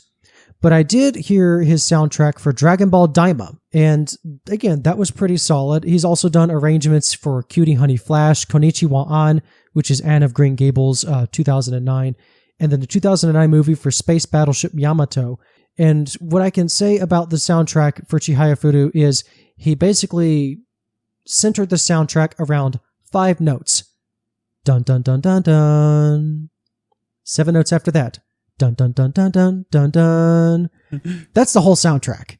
When I think of Chihayafuru, it's dun dun dun dun dun. Dun dun dun dun dun dun dun. Da da da da da da da da da da. He just kind of builds off of that. Those 12 notes are basically the entire soundtrack. No matter what it is, all the characters have their own individual themes, but at some point, that dun dun dun dun dun is going to be in there. You pitch it up, you pitch it down, you key change it, do whatever you want with it. It's going to be those 5 notes in some kind of arrangement in every single song in the soundtrack. And so that's what I think of. And it's a very uplifting soundtrack. It's very like symphonic, light musical. You mentioned, what was it? Someone takes a card and leaves rustle. It feels like a spring breeze, or it feels like a wind. And when when it's time to get serious, he starts bringing in the guitar. You'll have a light guitar, almost J-rockish. Because, you don't want something that like overtakes the show, but you want something that complements it. And I do think that like a lot of the sound that, it did complement the series overall. So. And I think it's also interesting that all of the opening themes were done by the same band. It's like an indie J-rock band, 99 radio service. And so it's Youthful, Star is season 2, and Colorful for season 3. And Youthful is their Oricon chart topper at 25th place. That's like their most popular song. And other than these songs, they've only done, the only other anime credit has been like 2013 Lupin the Third versus Detective Conan, the movie. And since Chihayafuru, they really haven't been active. Like they were formed in 2007, active in the early 2010s. And then I checked their official website, and the most recent thing, the newest post is from 2022, like an anniversary thing. Yeah, and did you catch it when Hanano first joins or whatever? She's actually humming the season 1 OP. Yeah, because there's like one time when Chihaya is also on the train, and the guy next to her has his headphones on full blast, and it's the season 3 opening, Colorful. That's just an easy thing to do, like diegetic sound. Yeah, I love it when anime do that, like bring in the OP or like ED, for example, in like a fun way. Speaking of the ending credit themes, funny enough, the first 2 theme songs, the ending credit themes, are sung by Seto Asami, who is Chihaya's voice actress. But then season 3 is this other J-rock indie band called Band Harassment. So season 3's ending song is called Hito Mebore. So again, it's by Band Harassment. They were formed in 2015. This is their only anime song, and they don't seem to be around anymore. I even was check their Twitter account, and their website, their official website, doesn't have anything listed since 2020. So this is their one song that I could really find. And so as we go into the actual voice actors, speaking of Seto Asami, she's the voice of Chihaya. One thing of note, said this at the top of the deal, but the Sentai Filmworks, Chihayafuru was, I believe it was also, it was on Crunchyroll, but then it was also on Sentai Filmworks. Sentai dubbed Chihayafuru into English. Now, I'm not going to list the English voice cast. It's not out of looking down on the cast or anything like that. Far from it. I think the dub is fine, but there is an inherent disconnect because this is a show about Japanese poetry, and it's a show about ostensibly about the Japanese language. And I'll agree with you there. Nothing against the dub. I actually watched some of the dub, and it was actually pretty decent. But I think that, just like you were saying, this should be watched sub, just because it's so involved around the Japanese history, and I feel like if you're doing it a disservice if you don't watch it like it was meant to be watched. I guess you can say whatever they say. I don't even know what they say. I didn't actually listen to any dubbed readings of it, but if it doesn't start out with Nani Wazoo, you're not getting the full experience. So yeah, they had the English speakers speak Japanese is what I'm saying. Okay. I got so you. It's not like they did not translate. Yeah, they did not attempt to translate the reading into English. They have the English actors speak the Japanese lines. It probably wasn't the same though. No, it was not. That's what I'm saying. There's an inherent disconnect built in there. Yeah. Which, again, props to them. I don't know how else you would have done it, but it's the opposite of when you have a Japanese actor reciting English lines. Yeah. There's just something off. So it's the same thing with Chihayafuru in reverse. Also, the only way to legally watch the in English dub anyways is to have the home video sets, at least at this point. Which again, like I just said, Sentai Filmworks isn't selling them anymore except for season 3. So on Crunchyroll, which is the main way to watch it, Crunchyroll has all 3 seasons. It's Japanese only anyways. Crunchyroll is we're not paying for your dub. So that's all I got to say about going into this. And so I have this roughly categorized in order of appearance or in specific groups. So obviously we have the Mizusawa crew, beginning with Chihaya Ayase. Again, she's voiced by Asami Seto. You can see her. She's the Japanese voice of Eve from Stellar Blade, Raftalia from Shield Hero, and Mina Ashiro from Kaiju number 8. So plenty of recent roles for her just in the past year or so. And again, like I said, she sings the ending credit theme songs for seasons 1 and 2. Taichi Mashima is, of course, voiced by Mamoru Miyano. So Mr. Light Yagami from Death Note. Setsuna Gundam 00, Okabe Rentaro from Steins Gate, Death the Kid's Soul Eater, Hikaru Kamiki from Oshinoko. The list goes on and on. It's Mamoru Miyano. Arata is voiced by Yoshimasa Hosoya. This is Reiner Braun from Attack on Titan, Orga Itsuka from Mobile Suit Gundam Iron-Blooded Orphans, Dupo Kunikuda from Bungo Stray Dogs, and then Fumikage Tokoyama, the Shadow Bird Man from My Hero Academia.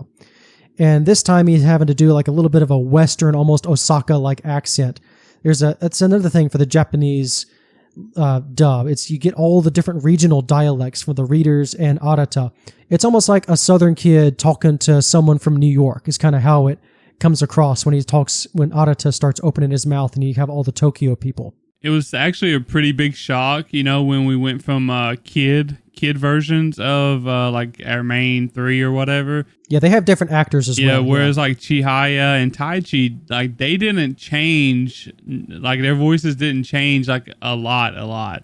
But Arata, on the other hand, his voice just threw me off guard when I heard his grown voice or whatever. It's it felt like to me it all changed. And it took me a minute to get used to, but I actually enjoyed. I liked the way that they made him sound as a grown up. It really fit his character. So Arata was always trying to hide his country accent. Everyone kept making fun of him whenever he opened his mouth. They go, "Ha ha, country bumpkin," as kids would do. So teenage Arata is more this is just how I talk. Yeah. He's not trying to hide anything. So I like that they kept that aspect of him. Moving right along, we have Yuusei Nishida, so Pork Bun. This is Toru Nara. one of the more recent shows. He's a side character, but this is Kuro, the black and white kobold fighter from Delicious in Dungeon. He's also got several roles in the Car Fight Vanguard series, as well as Yokai Watch anime versions. Kanade is voiced by Ai Kayano.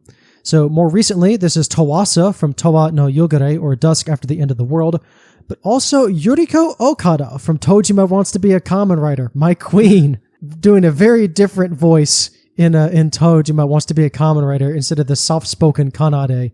So really enjoying her performances from both sides of it. And so fifth player on the team, Komano Tsutomu, or Deskun. He's voiced by Tsubasa Yonaga.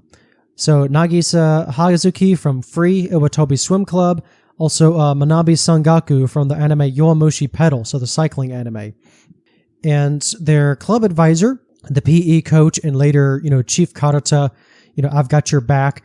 This is Toshiko Fujita as the Empress, Takia Miyauchi.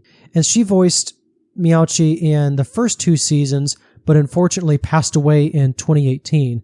So Yoshino Otori picks up the role for season 3, and she's been a voice actor since the 80s, so particularly like Doraemon, Zambot 3, Macross, and also still relatively active. But both of these women were primarily like TV actresses, singers, comedians, as well as doing voice actresses. So Fujita-san is an OG from like the 60s.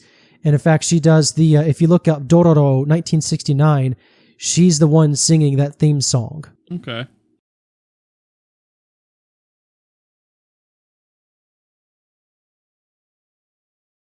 So getting to the Queen and Meijin, we have Shinobu Wakamiya, voiced by Mihoko Nakamichi.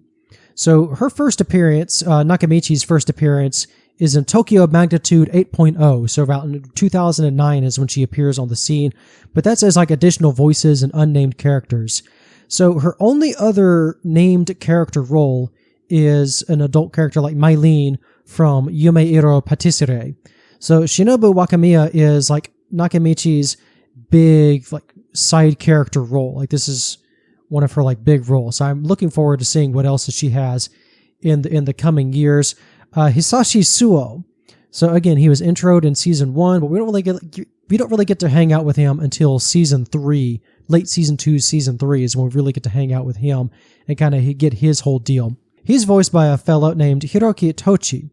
And he has to play this very soft-spoken character, but then Suo will just have these moments where he'll just shout for no reason because he just gets all excited. Because most of the time, you can barely hear this guy. He's basically speaking as a whisper. But when he has to bring the heat, Tochi-san, he's voiced Haiter from Frieren. He's also currently the voice of Santa Claus in Sanda.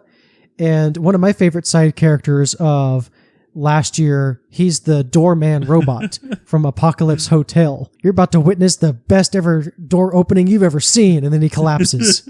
I love the doorman robot in Apocalypse Hotel. And so that's Hisashi Suo's voice actor. We got a couple more.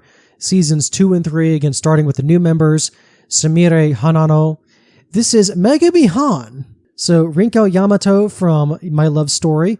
This is Arima Kana from Oshinoko. And Megumi Han. Just again, I could just Legend. The list could go on forever. Legendary. Just legend. So I'm keeping it to those two, or else I'd be going through like 20 roles just everywhere. Yeah, I'll as soon as Hanano came on, like I instantly recognized her. I was like, this is one of my favorite voice actors. This is pretty cool. So yeah, Hanano, that's first new member, and the second new member is Akihiro Tsukuba. He's voiced by Miyu Irano, and again, another big time name. This is Sharan from Tsubasa Reservoir Chronicles and all the other shows that Sharan. Tsubasa Reservoir is like a bit of a universe hopping thing for Clamp. So that's a whole thing. But yeah, that's a big role. But you probably recognize Miyu Irano-san as Ritsu Kageyama, or Mob's younger brother from Mob Psycho 100. Mm-hmm. Or how about your favorite movie, Shoya Ishido from A Silent Voice? Honestly, like the voice cast in like this is just insane. Just even like the supporting characters, or like the I guess you can say the background characters, not specifically the supporting characters. Like they all done a real good job. Like they fit the part that they were supposed to fit. and like they just went 100% on everything, I thought. Absolutely. So I got three more. It's so from the Fujisaki school. I was 50-50 at first. I was like, well, no, they are actually a big part of the main cast, of the secondary cast, especially when you have Midori Sakurazawa, the Fujisaki coach. It's Megumi Hayashibara. So I mean, Rei Ayanami, Lena Inverse, Ranma, Momo. I mean, just everything. The 90s and 2000s, just every. It's Megumi Hayashibara. You know her, you love her. She's in this show. But also we have Rion Yamashiro. So again, Chihaya's opponent in the finals. She's voiced by Ayahi Takagaki. So one of the singers for Symphogear and Sword Art Online. She voices Lisbeth in Sword Art Online. And then last but certainly not least is best mom in the show, Haruka Inokuma, the former queen and mother of technically 3. She hasn't had the 3rd kid yet. But it's just Maya Sakamoto, prolific singer. Also theme songs for Cardcaptor Sakura, but also voices a character Haruka Shito in Razafon, as well as doing the theme songs for Razafon, like the opening theme song. Several songs for Wolf's Rain. Escaflowne, also voicing the main character in Escaflowne or in High School Host Club, Macross Frontier, Macross Delta. That's just a slew of voice acting credits. I mean, it's Maya Sakamoto. So, I mean, just a lot of regulars who have previously worked with, like, Morio Osaka is like, oh yeah, I know somebody who can work on this, who can work this cast. Like, I really like the Japanese cast going into season 1, and it was good to see some old favorites and just steady standbys to go into the later 2 seasons. There's one that surprised me a lot. I didn't recognize his voice. And that was Retro, which they done a really good job with Retro. Like, he's a very unique character. He's funny. He's so great. Yeah, he's so weird.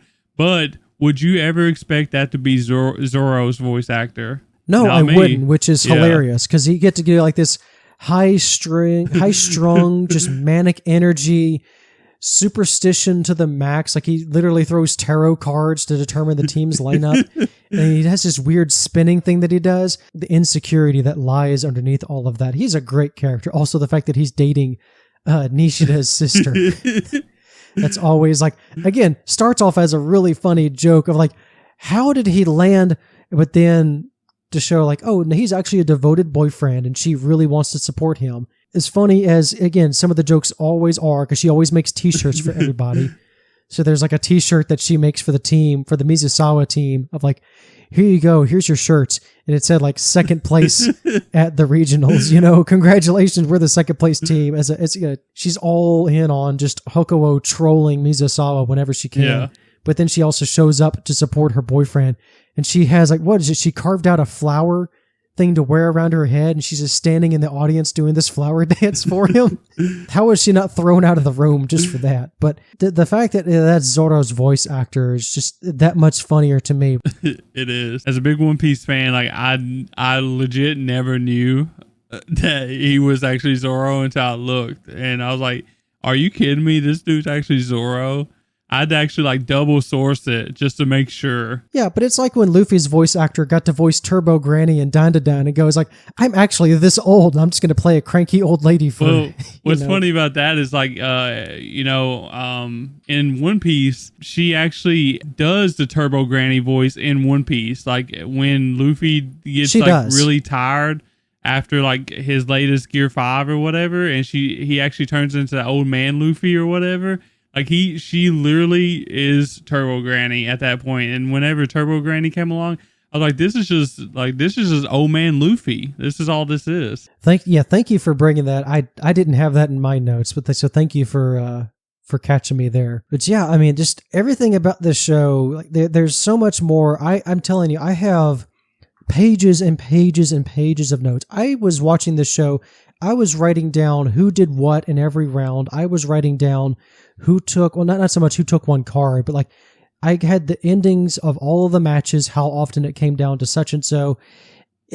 All of that was really for me. Like I didn't want to go line by line of here's all the things that happened, because I think that just trying to hit the highlights of this show, folks listening, you see how long this episode is. Like, there's just so much to cover, and I feel like I haven't even covered a third of what I wanted to do. But I mean, it's just that kind of show. Chihayafuru, there's so much going on. There's so many layers just built in. Like, I see now why this show has the reputation that it does. I am officially in the club. Yeah, this is one of like the higher rated, anime on like MAL, and this is like one of the highest rated manga on like MAL and stuff. And I'm pretty sure it's like one of the most popular manga ever. I really want to see the conclusion. I would like to see the rest get animated, but I made it a point that when I finished the anime that I did not go straight into the manga. All I did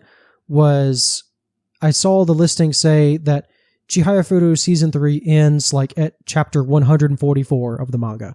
So I went to chapter 143, and sure enough, the next chapter 144, I was like, yep, that's the ending of season 3. I do indeed plan to finish the manga, because I'm not going to sit here and just go, well, maybe they'll animate the rest. And I need to know how this story ends.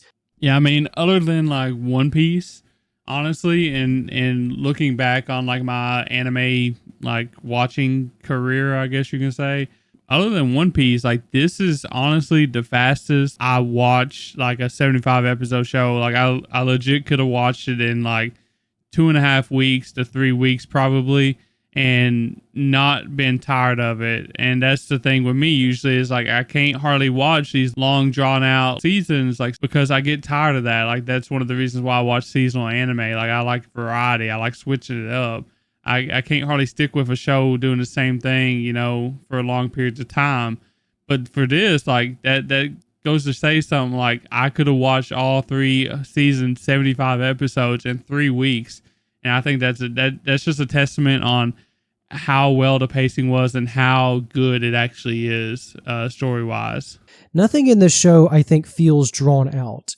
It is, like, you tell someone 75 episodes, but the 75, in some cases, feels like I've just watched a 25-episode seasonal. And at a time where so much of our watching is the seasonals, and so many shows have been truncated to 12 episodes or so, it was really interesting to go and kind of break the mold.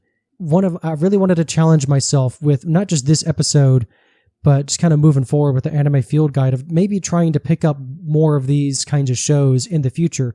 And I think Chihayafuru is the kind of show of where, yeah, there's so much to cover. There's so many different ways that we could have tackled this episode, because this is a special series, and I think more people need to check it out and just take the plunge. Watch it at your own pace. You got any final thoughts after my little ramble there? Like I said, this is a great show. It's I loved it. It makes you care about the characters. I love that it treats each one, even if it's like a, I guess, villain or like the the antagonist of the story. Anybody that's not Mizusawa or whatever. And sometimes even Mizusawa people are the antagonists if you're looking at it through Chihaya's eyes, But I like that each one of them gets their own little thing. Like, it may not be a whole episode dedicated to them, but it's like here and there, like you actually figure out these characters, and I like that it does that. And I also like that everything that the show wants to present to you is presented through Kurata. Like that, with the romance aspect, everything else, like it all goes through Kurata. Like this isn't like a romance. This is, first, this is a Kurata first, and then everything else goes through Kurata, which I think is really cool. Like you got shows like Blue Box, for example. Like, sure, it's like a sports romance or whatever, but like, not everything goes through the sports. It's got its own little separate things or whatever, but this thing, everything goes through Kurata, which makes it even more special. But definitely season 2, I really like season 2 the most. I think season 3 was really good, but season 2, if you really, really want to watch just what gets you going on like Haikyuu or Sound Euphonium, like tournaments or anything like that, like the intense competition stuff, season 2, I think, is what really stands out from the series as far as like, giving that feel to you, like just the competition to, like who's going to win, like you're rooting for different people and you're just having a good time doing it. So definitely peak all around. A lot of matches in season 2 just left me breathless. Yeah. So I had to take a break after 1 or 2 and then jumped right in, and I would say, okay, I'm going to stop at this episode, but then the episodes would keep going because the match was still going. So it's like, okay, I'm not leaving my seat. You can't make me.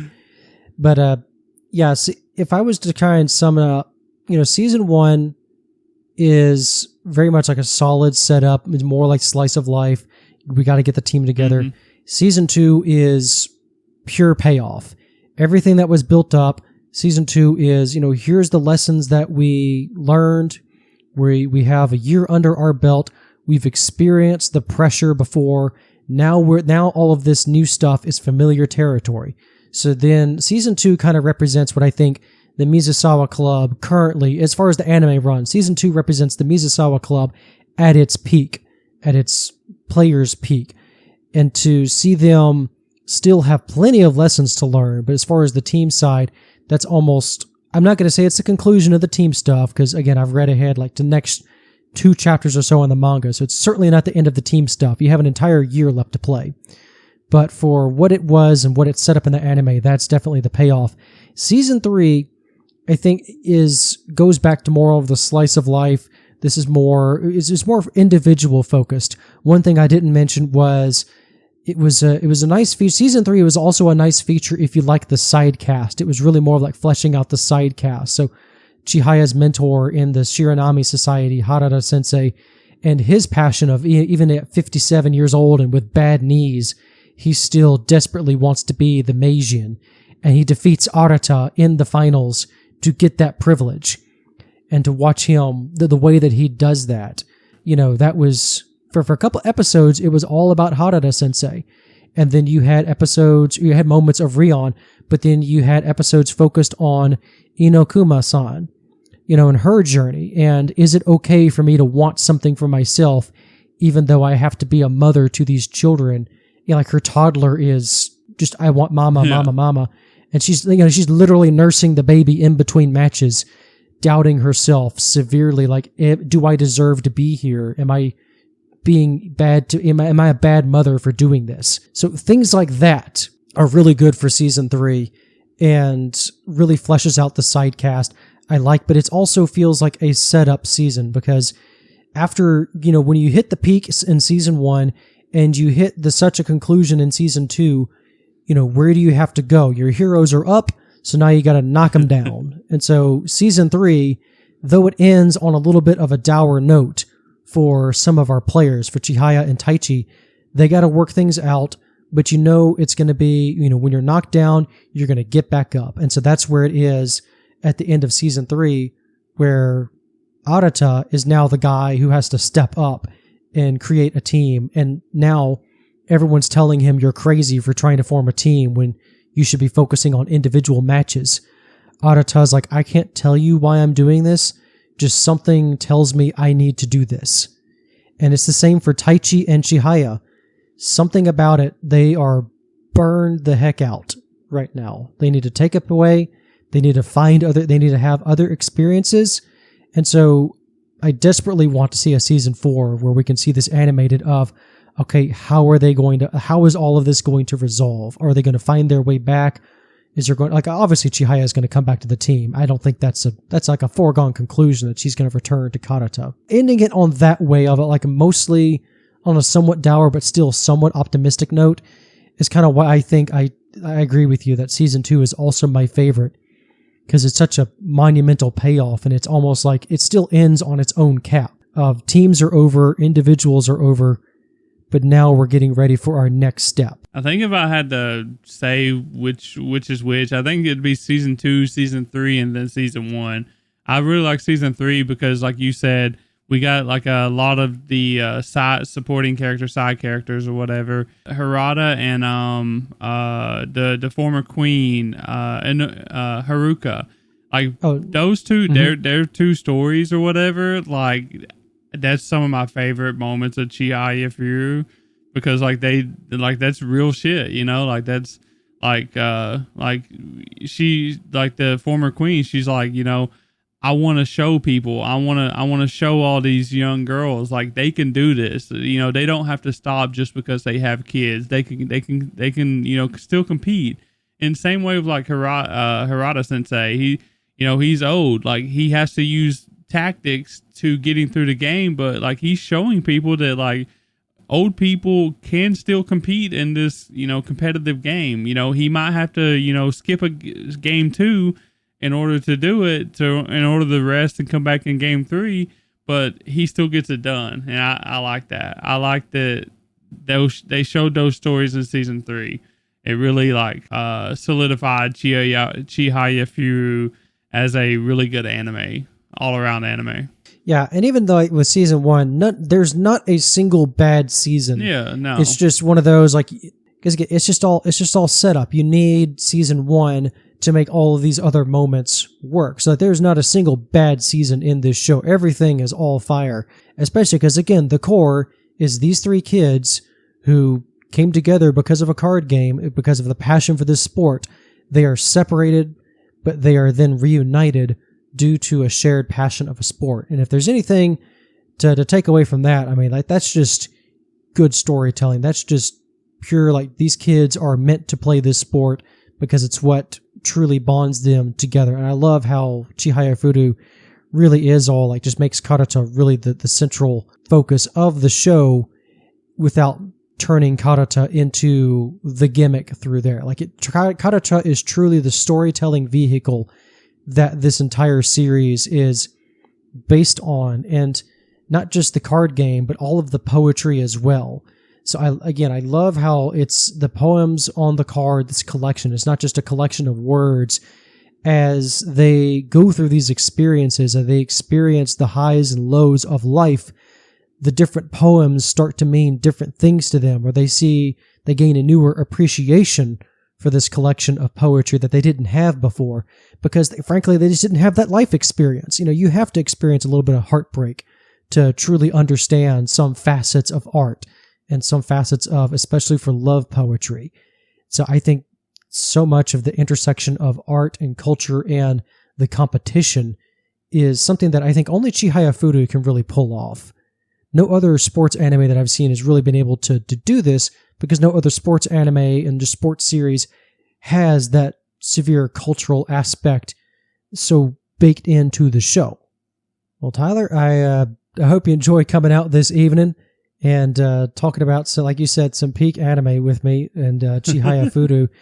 Once again, but before we sign off, where can the good folks of the Anime Field Guide and denizens of the interwebs find you and your show, the Anime Degens? You can find us on anywhere that you listen to podcasts, on Spotify, Apple, all that good stuff. We're everywhere.